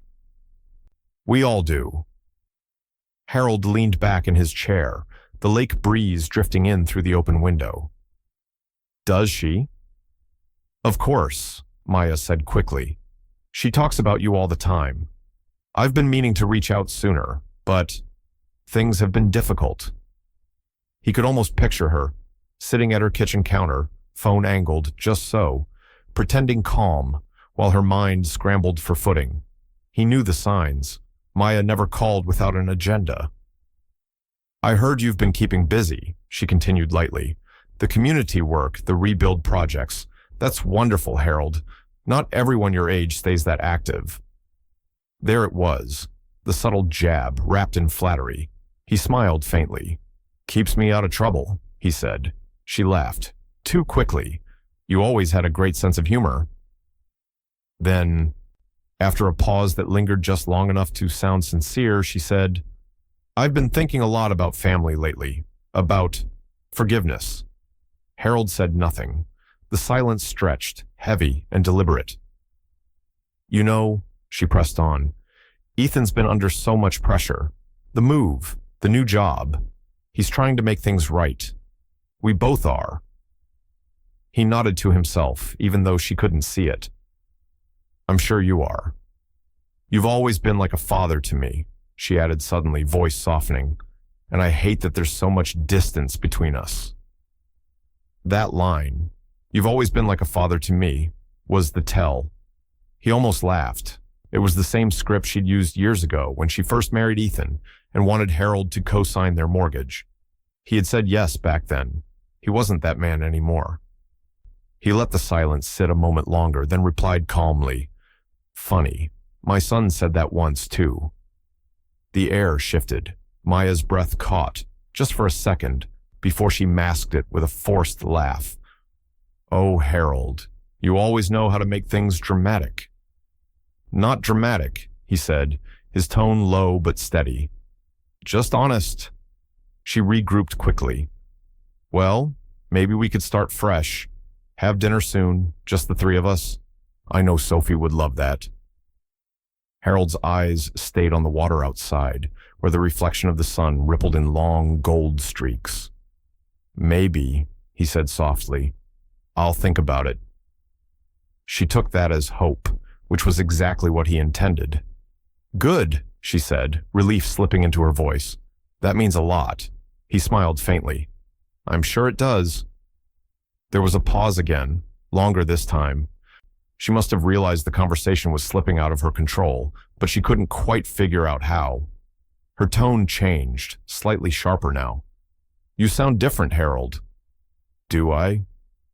"Yes," she said, colder. He looked down at his hand resting on the arm of his chair, the same hand that had once built her deck, fixed her sink, bought her family plane tickets. "Maybe that's just clarity," he said. Her voice thinned. "Well, I hope we can put the past behind us." "We already have," he replied simply. There was silence again, the kind that fills up a room when someone realizes they've lost the upper hand. Maya finally spoke, her words clipped now. "Take care, Harold." "You too," he said and hung up. For a moment, he sat there, the quiet of the house pressing in. He could almost feel her frustration lingering in the air, like static after a storm. The game was over, at least the part she thought she was playing. Outside, the light dimmed across the lake, and Harold's reflection darkened in the glass. He exhaled slowly, the faintest trace of a smile returning to his face. Checkmate, he murmured to himself, though the board was still far from cleared. The storm came fast and without mercy. By dusk, the sky over Georgia had turned the color of slate, and rain hammered down like punishment. Wind bent the trees, lightning split the clouds, and somewhere in that chaos, Harold's phone began to ring. He almost didn't answer. But when he saw the caller ID, Ethan, something inside him stirred. He let it ring once, twice, before picking up. "Dad!" Ethan's voice cracked, drowned by the roar of thunder in the background. "The basement's flooding. Power's out. I don't know what to do." Harold's eyes shifted toward the window. Sheets of rain blurred the lake beyond. For a moment, he said nothing. Then quietly, he asked, "Is Sophie there?" "She's upstairs," Ethan said. "She's scared." That was all Harold needed to hear. He grabbed his raincoat and flashlight, keys clattering on the counter. The drive across town was a blur. Roads swallowed by water, branches scattered like broken bones. But when he pulled up to Ethan's house, he didn't hesitate. Lightning flashed, illuminating the scene. Maya on the porch, shouting orders into the wind, her hair plastered to her face. The water had already reached the front steps. "Harold!" she cried, spotting him. "Thank God you're here!" He didn't reply, just waded through the ankle-deep water toward the house, flashlight cutting through the darkness. Inside, the air smelled of wet carpet and panic. "Upstairs!" Ethan shouted from the hallway, holding a bucket that did nothing to stop the flood. "It's getting worse." Harold climbed the stairs without a word. In the corner of Sophie's room, the little girl sat curled up on her bed, clutching her stuffed rabbit. When she saw him, she bolted into his arms. "Grandpa!" she sobbed. "It's so loud." He held her tight, shielding her from the thunder. "You're okay, sweetheart. Grandpa's here now." "Mommy said the house might break," she whimpered. Harold glanced down the stairs where Maya stood, shouting again.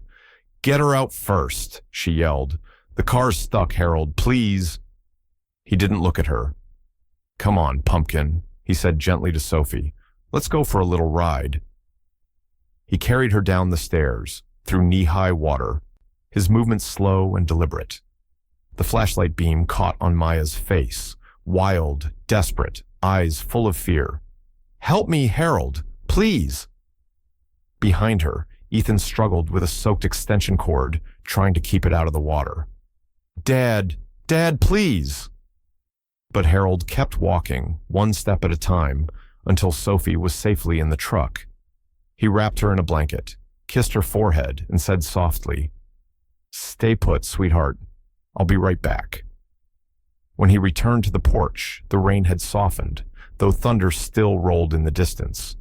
Ethan stood in the doorway, drenched, defeated. The fight had gone out of him. "She's safe," Harold said. Ethan nodded, his voice breaking. "I know, thank you." For a long moment, they just stood there, the storm's last gasps filling the silence between them. Then Ethan said it, the words tumbling out like confession. "I'm sorry, Dad." Harold looked at him, not with anger, but with something far heavier. His eyes carried years of disappointment, grief, and quiet understanding. He stepped closer until they were only a few feet apart. "No ticket for you," he said softly. The line landed like thunder, low, final, impossible to take back. Ethan's face crumpled, tears mixing with the rain. "I know," he whispered. Harold didn't answer. He turned, walking back to his truck, the beam of his flashlight cutting through the fading storm. In the cab, Sophie stirred, half asleep. "Is Daddy coming?" she murmured. Harold looked out at the flooded road ahead. his expression unreadable.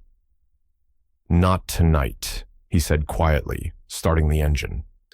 As the truck pulled away, the last roll of thunder echoed across the valley, swallowed by the sound of the rain, and behind him, the house that once held his family stood half-drowned in darkness, a monument to everything washed away. The storm had passed, but its mark was everywhere. Fallen branches littered the streets. The air smelled of wet earth and splintered wood. Power lines sagged low, and puddles reflected a gray, shivering sky. By sunrise, Harold was already out in his truck, not to rest, not to check on Ethan, but to deliver what he'd always known how to give best: help. He made his rounds quietly, no fanfare. First, to Mrs. Tillman, the widow 2 houses down, whose porch roof had caved in. He unloaded plywood from the back of his truck and began cutting boards to size, then to the Bensons, whose generator had shorted out in the night. Harold rewired it by hand, the way he'd done 1,000 times before in his construction days. "Mr. Dunn," Mrs. Benson said softly, her voice full of gratitude, "you're a blessing." He smiled faintly, wiping the rain from his brow. "Just doing what I can." By noon, word had spread. The man everyone had whispered about, the one whose son had humiliated him, was now the first to lend a hand when others were stranded. A quiet current of respect moved through the neighborhood, carried in small, admiring voices. But Harold wasn't doing it for admiration. He was doing it because work had always been his language, a way to feel useful, to build something solid in a world that had taken so much. Meanwhile, across town, Ethan's house sat half empty. The driveway was strewn with boxes, damp and unsealed. Maya stood in the doorway, arms crossed, her expression brittle and cold. "I'm not staying here," she said, voice sharp. "Everyone knows. They talk about you at the store, Ethan, at Sophie's school. I can't." Ethan looked up from the couch, where he sat hunched, the weight of exhaustion hanging from him. "You think I don't know what they're saying?" "I think you don't care enough to fix it," she snapped. "You've turned into your father, and I refuse to live that life." The words stung more than he let on. He stood abruptly, his chair scraping the floor. "At least he built something. All I did was destroy it." Maya blinked, momentarily thrown off balance. "So what now?" He looked out the window, where Sophie stood in the yard, holding a soggy cardboard box. "We go," he said quietly. "You've already made up your mind." But Sophie's voice broke the tension. "I don't want to move again," she cried. They both turned. She stood there trembling, her stuffed rabbit clutched against her chest. "Every time you move, I lose my friends. I lose Grandpa." Her voice cracked, tears spilling down her face. "Please, can't we just stay?" Maya closed her eyes, exhaling sharply. "Sweetheart, we have to—" "Don't call me sweetheart," Sophie sobbed. "You don't listen." Ethan knelt down, trying to steady his voice. "Sophie, listen to me. This isn't forever. We'll visit Grandpa, okay?" She shook her head violently. "You always say that, and then we don't." The silence that followed was unbearable. Maya turned away, her jaw tight. Ethan's eyes followed Sophie, the guilt plain and raw. He had no answers left to give. Later that afternoon, Harold parked his truck by the lake, unloading the last of his supplies. He was tightening a tarp over a neighbor's roof when a small voice called out behind him, "Grandpa?"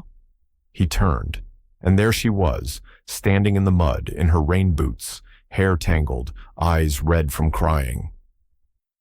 Linda's car idled at the end of the drive. She'd driven Sophie over without a word. Harold dropped the rope and knelt down as she ran into his arms. "They're leaving again," she said through her tears. "Mom says it's for good." He held her close, steadying his voice.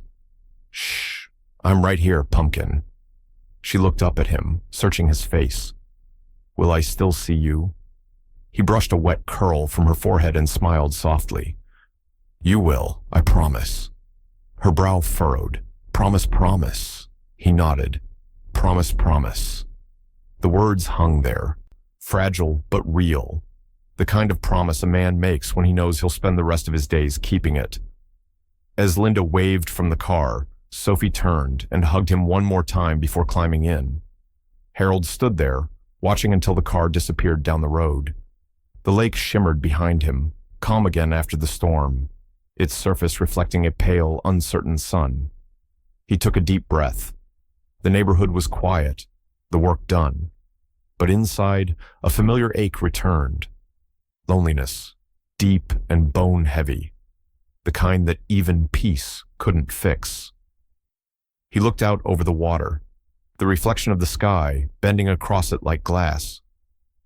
Almost there, he murmured to himself, though he wasn't sure what there meant anymore. The wind shifted, carrying the faint echo of Sophie's laughter, already fading into memory. The house was quiet that night, the kind of quiet that feels earned, heavy but honest. Harold sat at his old oak desk by the window, the one facing the lake, a dim lamp casting a circle of amber light over a blank sheet of paper. Rain whispered against the glass. He'd been staring at that page for nearly an hour. For months, he had built, repaired, given, and let go. But there was one thing left undone, one truth that needed to be spoken, even if it would never be answered. He dipped the pen and began to write. Ethan, I've started this letter a dozen times, and every version feels wrong. Maybe because there's no version of this that ends with both of us winning. He paused, eyes scanning the words before continuing. I gave you the world once. You tried to sell it back to me. The ink smudged slightly where his hand trembled. He took a slow breath and pressed on. When you were a boy, you used to sit by this lake and ask me what made a man good. I told you it wasn't money or power. It was what he left standing when he was gone. You used to listen back then. The rain grew louder, pattering harder against the window. I'm not writing this to hurt you, Ethan. I'm writing it because silence has become a habit between us, and habits are the slowest kind of poison. You've spent years chasing things that don't fill you, trying to outrun the emptiness you built yourself. Maybe one day you'll realize it isn't me you were fighting. It was your own reflection. He stopped again, staring at the ink as it dried. Outside, a ripple of lightning briefly illuminated the lake, turning it silver. I don't hate you. I can't. But I can't save you either. I tried that for too long, and it only broke us both. He leaned back in his chair, running a hand over his face. The next words came slower, but steadier. You'll find your own way, or you won't. That's not my burden anymore. Just know this. When you fall, it won't be because I wanted it. It'll be because you never learned how to stand without me. He signed the bottom with a single clean stroke. Dad. When he finished, he folded the letter neatly and slipped it into an envelope. He didn't seal it right away. For a long moment, he held it in his hands, as if feeling the weight of everything it carried. Years of love, anger, forgiveness, and failure condensed into paper and ink. Then, quietly, he sealed it shut. The next morning, before sunrise, Harold drove into town. The roads were still damp from the night's rain, the world washed clean but tired. He parked near Ethan's house and walked up the short drive, the gravel crunching under his boots. The mailbox stood by the gate, half rusted, the paint peeling. Harold slipped the envelope inside, hesitated for a second, then shut the lid gently. No note, no text, no explanation. Just a quiet farewell waiting to be found. 3 days later, Ethan did find it. He'd been coming home from work, drained and gray-faced. Maya was in the kitchen, scrolling through her phone. There's a letter for you, she said absently, tossing it onto the counter. Ethan picked it up, confused by the familiar handwriting. When he saw the first word, Ethan, his heart stopped. He sat down, hands trembling slightly as he unfolded the paper. As he read, his face changed, line by line, emotion by emotion. Anger at first, then disbelief, and finally something he hadn't felt in years, grief. His lips quivered, eyes filling until he couldn't see the words anymore. He wiped at his face roughly, but it didn't stop. For the first time since childhood, Ethan Dunn cried. Not out of rage, but out of recognition. Maya looked up from her phone, frowning. "What's wrong now?" He didn't answer. She scoffed. "Oh, don't tell me he got to you again. He's manipulating you even from a distance." Her voice, once seductive, now sounded hollow. Something in him snapped, quietly, decisively. Ethan stood, folded the letter carefully, and slipped it back into its envelope. "I'm done," he said, voice low but final. Maya blinked. "Done with what?" He looked at her, eyes red but clear. "With pretending." He walked out without another word. Back at the lake, rain had begun again. Thin, steady, unrelenting. Harold sat in his usual chair on the porch, watching the ripples form and disappear. The air was cool, damp against his skin. He didn't know if Ethan had read the letter yet. Maybe he never would. But that didn't matter. The act of writing it had been enough. As the rain mixed with the tears he hadn't realized were falling, he whispered into the gray morning, "Goodbye, son." The wind carried his words across the water, fading into the sound of rain. 1 year later, the world had softened. The scars left by betrayal were still there, faint but visible, like cracks in old wood, reminders of where the grain had once split. But for Harold Dunn, the ache had turned into something quieter, something almost peaceful. He woke early now, not because he had to, but because the mornings called to him. The smell of coffee, the hum of cicadas, the sunrise washing gold across the lake. After breakfast, he drove to the youth shelter downtown, a worn brick building tucked between a church and a mechanic's shop. Every morning, he parked his truck, grabbed his toolbox, and stepped inside. The place always buzzed with life, laughter, shouting, the chaotic sound of young people trying to rebuild themselves. Harold fit in seamlessly, his calm presence grounding the energy. He fixed leaky pipes, repaired furniture, taught the teenagers how to use tools properly. To them, he wasn't just a volunteer. He was Mr. H, the old man who always had time to listen. "Mr. H," a boy named Carlos said one afternoon, "why do you come here every day? You don't get paid." Harold smiled, tightening a screw on a chair leg. "Not all work's about money, kid," Carlos shrugged. "Then what's it about?" Harold looked up, his voice soft but sure. "About making something steady where something broke." Carlos nodded slowly, not quite understanding, but one day he would. That summer, the lake shimmered brighter than Harold remembered. The days felt lighter, the air cleaner. He was sitting on the porch one late afternoon when he saw a familiar figure sprinting down the path toward him, long hair flying, arms waving. "Grandpa!" He barely had time to stand before Sophie crashed into him, hugging him tight. She was taller now, her laugh louder, her eyes still full of the same light that had carried him through darker days. "Well, look at you," he said, pretending to stagger under her hug. "You grew 3 inches and forgot how to breathe." She laughed, swatting his arm. "It's just been a year." He smiled. "Feels longer." Linda had arranged the visit, a summer trip before Sophie started middle school. Maya hadn't called, but she hadn't tried to stop it either. For that, Harold was quietly grateful. The two of them spent the afternoon catching up.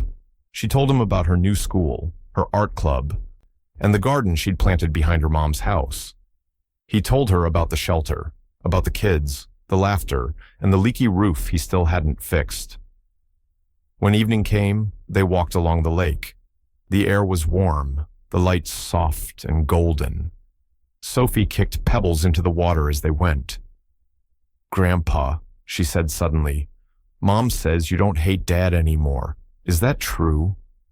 Harold thought for a moment before answering. "Hate's heavy," he said. "I carried it for a long time, then I realized I didn't have to." Sophie looked up at him, her eyes curious. "But you were mad, really mad." He chuckled softly.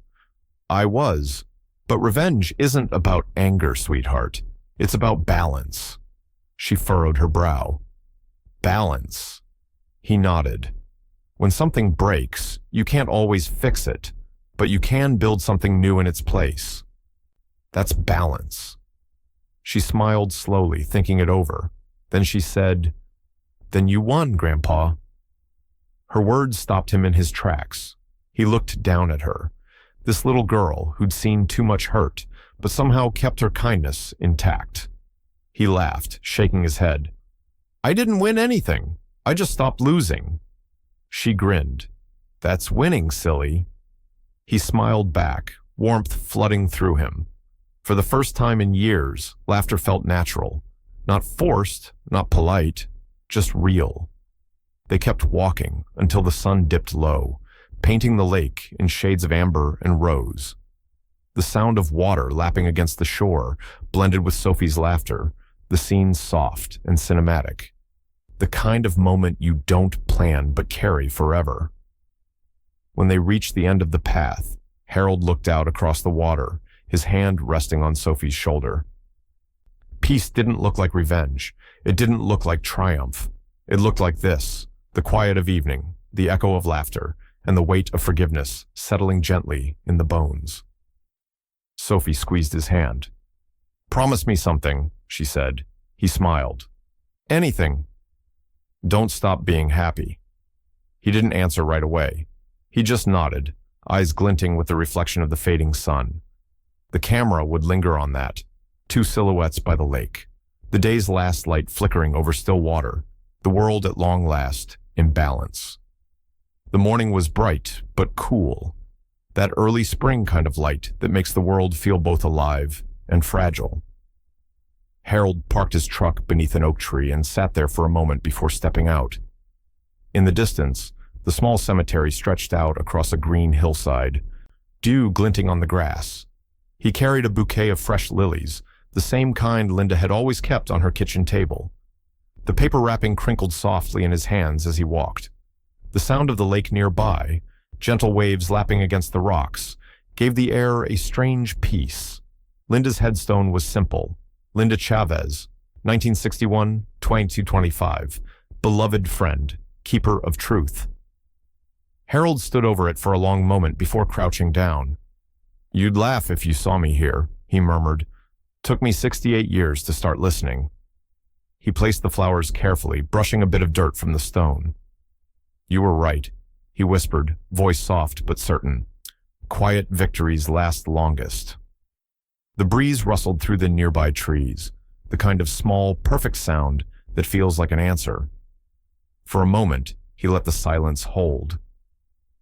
Then he reached into his jacket pocket and pulled out a folded envelope, worn and creased at the edges. Sophie's handwriting sprawled across the front in bright purple ink. "To Grandpa, read this when you're alone." He smiled faintly. "That girl," he said, shaking his head, "always knows when I need something to hold on to." He unfolded the paper slowly. It was filled with uneven letters, little doodles of hearts and flowers along the margins. He began to read aloud, his voice steady but thickening with every line. "Dear Grandpa, Mom says I write too many letters, but I think that's silly. I like telling you about my days. School's good. I joined art club and I made a painting of the lake. It's not perfect, but it's ours." He paused, smiling at the word ours. "I think about you a lot. You always say revenge isn't about anger. It's about balance. I told that to my teacher when she asked what the smartest thing anyone ever taught me was. She said you sound wise. I said you just sound like Grandpa." A quiet laugh escaped him, the kind that shakes you from the inside out. He wiped at his eyes but kept reading. "When I get older, I want to live near the lake too. Not to remember the bad things, but to remember the good ones. You showed me that people can start over, even when they think they can't." Harold's voice faltered. He took a deep breath and kept going. "Thank you for never giving up on me, even when grown-ups made everything messy. I think Grandma Linda would be proud of you. I am too." He stopped there, letting the silence carry the weight of the words. His hand trembled slightly as he folded the paper again, pressing it to his chest. Proud of me? Huh? He murmured. Guess that makes two of you now. The wind stirred again, lifting the edge of the lilies. Sunlight broke through the trees, spilling across the grave and the lake beyond it. Harold stood slowly, looking out over the water. From here, he could see everything. The small dock where he'd taught Ethan to fish, the curve of the shoreline where Sophie once collected stones, the place where Linda had always said the sunsets were the best. Every memory still lived there, layered like the rings in an old tree, visible only if you knew where to look. He took one last glance at the headstone and whispered, "I'll keep it going, Linda, just like you'd want." Then he turned toward the lake. The path down was lined with dandelions and the scent of rain still clinging to the earth. He reached the water's edge, sat on the bench he'd built last summer, and laid Sophie's letter beside him. For a long while, he just sat, eyes on the horizon, breath slow and even. His reflection shimmered in the rippling surface, old but unbroken. The camera would begin to pull back then, a slow pan from Harold on the bench to the open expanse of the lake. The sunlight glinted off the water, scattering into gold and silver flashes. There were no words left to say, just grace, just forgiveness. The saga of Harold Dunn, once broken, once betrayed, ended not with rage or noise, but with stillness. A man who had lost everything now sat surrounded by everything that mattered. It was just after dusk when the phone rang. The sound startled Harold, sharp, unfamiliar in the quiet rhythm of his evenings. Most people didn't call anymore. The few who did knew better than to do it after dark. He stared at the screen for a moment before answering. The name glowed faintly, Ethan. For a heartbeat, Harold thought about letting it ring out. But something inside, maybe curiosity, maybe the faint ghost of fatherhood, made him press accept. Dad? The voice on the other end was quiet, worn, not the sharp, defensive tone Harold had grown used to. It was slower now, softer. He didn't reply right away. The silence stretched, the only sound the faint hum of the lake breeze against his window. "I didn't think you'd pick up," Ethan said. "I wasn't sure you'd even still have this number." "I keep what still works," Harold said finally. Ethan gave a shaky laugh. "Yeah, I guess you always did." For a moment, neither of them spoke. The pause between sentences felt like a decade, 1,000 unspoken apologies sitting heavy between them. "I'm sober now," Ethan said quietly. "Been almost 8 months." Harold blinked. "That so?" "Yeah, I had to hit bottom first. I lost my job. Maya left, took what was left of the savings and moved to her sister's.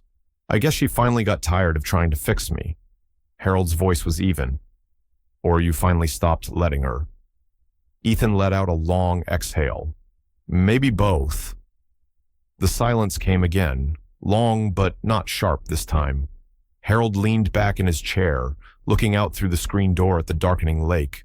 Fireflies flickered along the water's edge, blinking in and out like small patient stars. "Dad," Ethan said at last, his voice trembling just enough to betray him, "I don't deserve forgiveness." Harold's jaw tightened. The words hung there, raw and honest. He could feel the weight of them, the way they cracked open the space between what was done and what could still be mended. He closed his eyes for a moment, choosing each word carefully.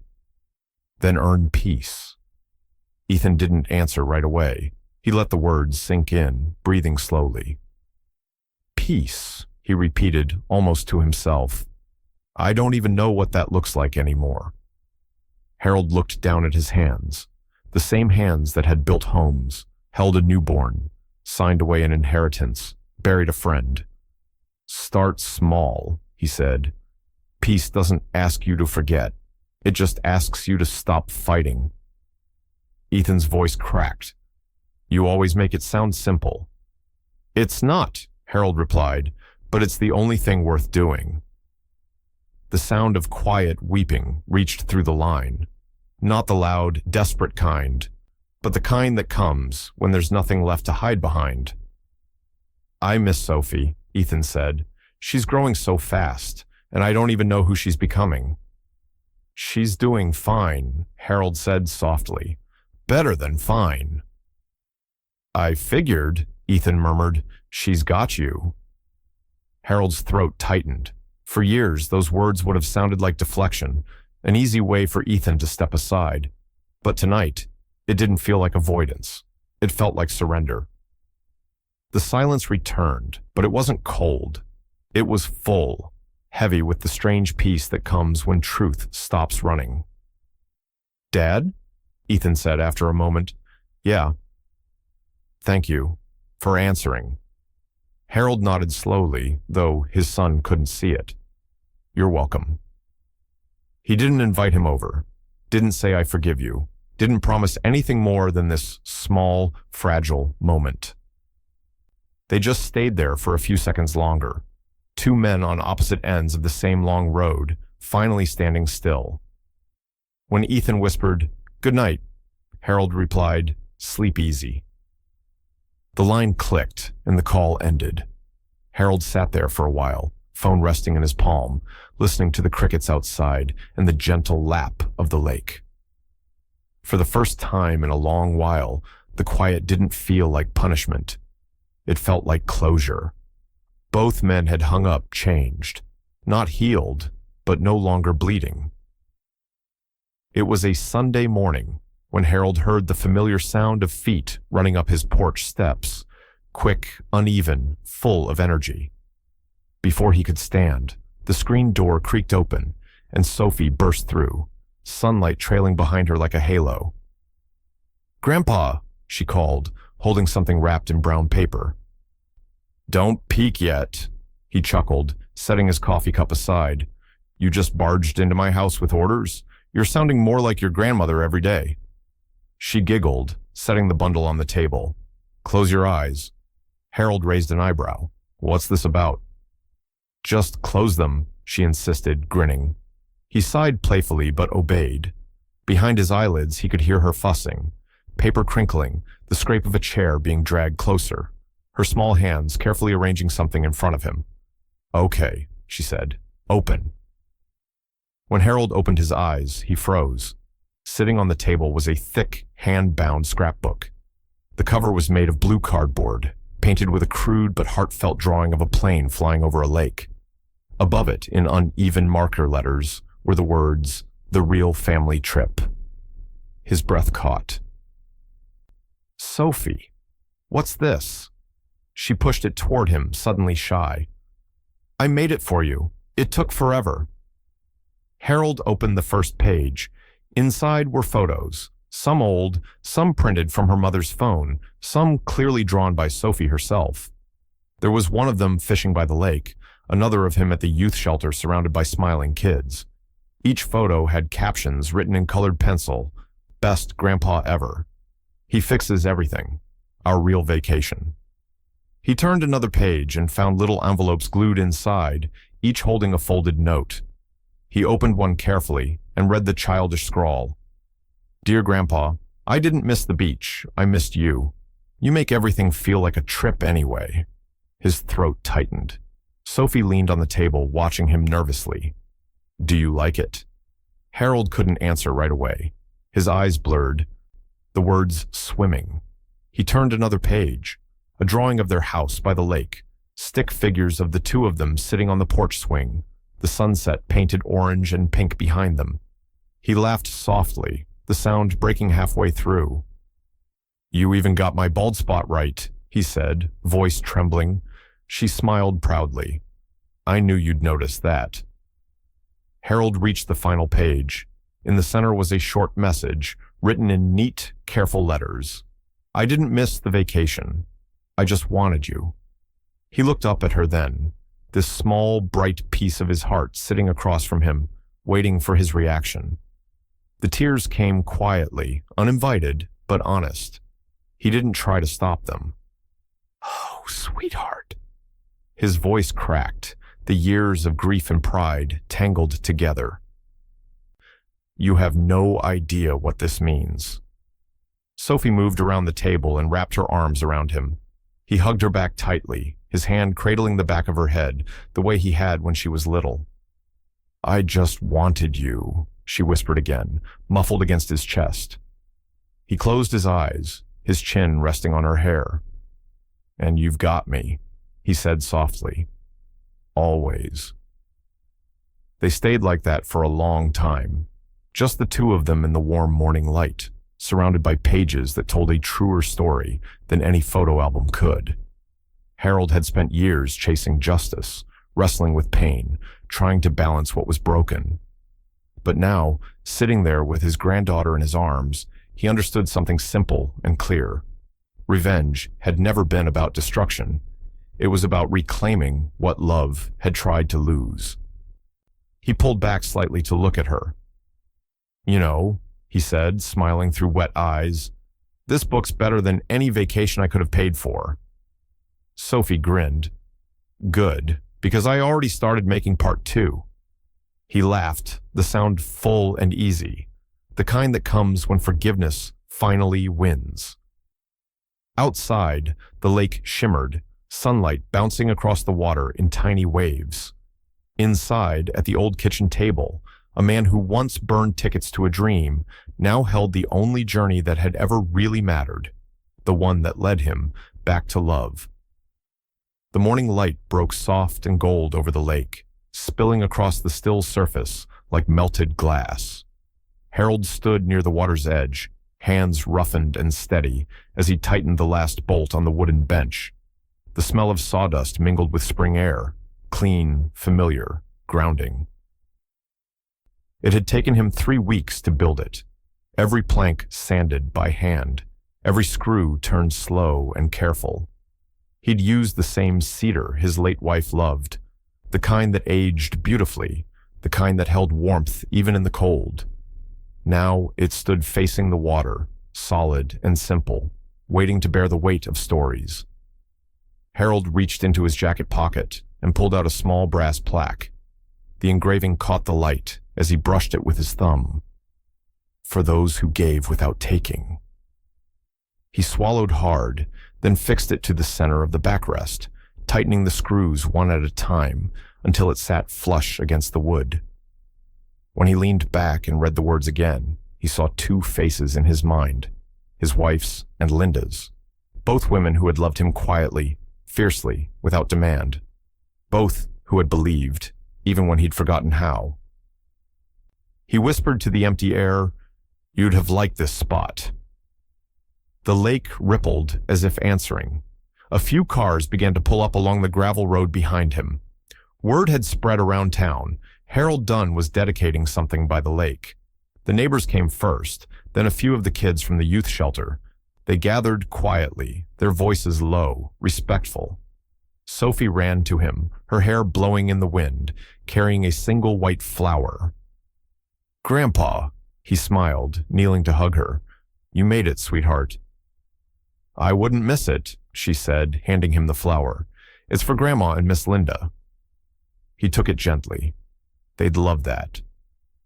Linda's sister, a few old friends, and even the town's pastor joined in. They didn't make speeches. They didn't need to. Harold stood in front of the bench and simply said, "This isn't for me. It's for the people who remind us that giving doesn't mean losing." He placed the flower beneath the plaque. The group stood in silence, the wind rustling through the trees, the water whispering against the shore. For a moment, it felt as though the world itself bowed its head. As the others began to drift away, Harold caught sight of something, a shape across the clearing, standing near the edge of the road. A man in a dark jacket, motionless, half hidden by the shade of an old oak. Ethan. Harold didn't move, didn't call out. He simply watched as his son lingered, uncertain. The distance between them wasn't just space. It was years, words unsaid, apologies half-formed and swallowed. Ethan's hands were shoved in his pockets. His shoulders hunched, but his eyes were fixed on the bench, on the plaque. He didn't approach the crowd. He didn't wave. But when Harold turned slightly, their eyes met. just for a moment. No words passed between them. No grand reconciliation. No tearful scene. Just a nod. Small. Honest. It was enough. Ethan's gaze softened.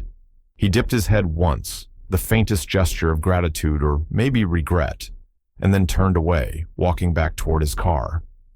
Harold watched him go, the wind tugging lightly at his jacket. Then he turned back to the bench, the brass plaque glinting in the sunlight. Sophie tugged at his hand. "Did you see Daddy?" He smiled faintly. "I did." "Is he okay now?" she asked. Harold looked out at the lake, the reflection of the clouds drifting slowly across the water. "He's learning," he said quietly. "We both are." They sat together on the bench, then, grandfather and granddaughter, the wood still warm from the morning sun. Around them, the world moved gently forward. Birds crossed the sky. The wind sighed through the reeds. For the first time in decades, Harold Dunn felt no weight pressing on his chest. Just stillness. Peace that didn't need to be earned, only accepted. The camera would pull back then, slowly, the bench growing smaller in frame as the lake widened in view. A mirror of sunlight and memory. And on that plaque, in that light, the words seemed to gleam a little brighter, for those who gave without taking. It arrived on a Tuesday, one of those gentle spring mornings when the air already smelled like sunlight and the lake shimmered like glass. Harold almost didn't notice it at first. A small envelope sat among the usual stack of mail, bills, newsletters, grocery coupons. But this one was different. It was bright blue, the kind of color you couldn't ignore. His name was written across the front in purple marker, every letter uneven but full of life. Grandpa Harold. He smiled before even opening it. Only one person wrote his name that way. He carried the envelope to the kitchen, set his coffee beside him, and carefully tore it open. Inside was a postcard. On one side, a hand-drawn picture of an airplane soaring over an ocean, sunlight streaking across the sky. On the other, a simple message in Sophie's familiar scrawl. "Next trip, just us two."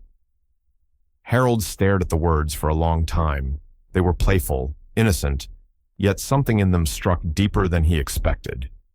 He turned the card over again, studying the drawing. The plane was surrounded by fluffy, uneven clouds, and beneath it, two stick figures waved from a tiny island below. One wore glasses and a hat. The other had long hair and a wide smile. He laughed quietly. "You always did draw me with too much hair," he said to no one. The house around him was still. The clock ticked softly in the corner. Somewhere outside, a bird trilled, sharp, sweet, insistent. He stood and walked to his bedroom, where the top drawer of his dresser creaked open. Inside, beneath folded shirts and old photographs, lay a small bundle wrapped in tissue paper. He hadn't opened it in years. When he unwrapped it, the smell of ash and paper rose faintly into the air. The burned remains of those first-class tickets he'd once bought for a family that had forgotten how to be one. The edges were blackened, curled, fragile as old leaves. For a moment, he just stood there, postcard in one hand, the remnants of those tickets in the other. Two symbols from opposite ends of the same story. One was born from hope and ended in betrayal. The other was born from healing, written by a child who had somehow carried love through all the wreckage. He placed the postcard gently beside the ashes. The bright blue and purple of Sophie's drawing looked almost luminous against the faded brown paper beneath it, past and present sitting quietly together. Then he closed the drawer, not to hide them, but to keep them safe. Later that evening, Harold carried a chair out to the porch and sat facing the lake. The sunset spread wide across the horizon, pink bleeding into orange, orange melting into gold. It painted everything in warmth. He watched as the water caught the colors and threw them back, rippling like memory itself. Sophie's words echoed softly in his mind. "Next trip, just us two." He smiled, the kind of smile that comes not from joy, but from understanding. Life had come full circle, from the man who once planned a grand family vacation to the one who now understood that the greatest journeys didn't need tickets or destinations. They only needed love that survived the turbulence. As the light dimmed and the first stars began to show, Harold leaned back, hands folded in his lap. His heart felt steady, whole. He took one last look at the fading sky and whispered, "Now, that's a journey worth taking." The camera would linger there, Harold's silhouette framed against the horizon, the orange glow of dusk softening into blue. The sound of the lake hummed beneath his voice, calm and eternal. And as the screen faded slowly to black, the world seemed to hold its breath, not in sorrow, but in peace. Because in the end, Harold Dunn's story wasn't about revenge. It was about return, to love, to balance, to himself.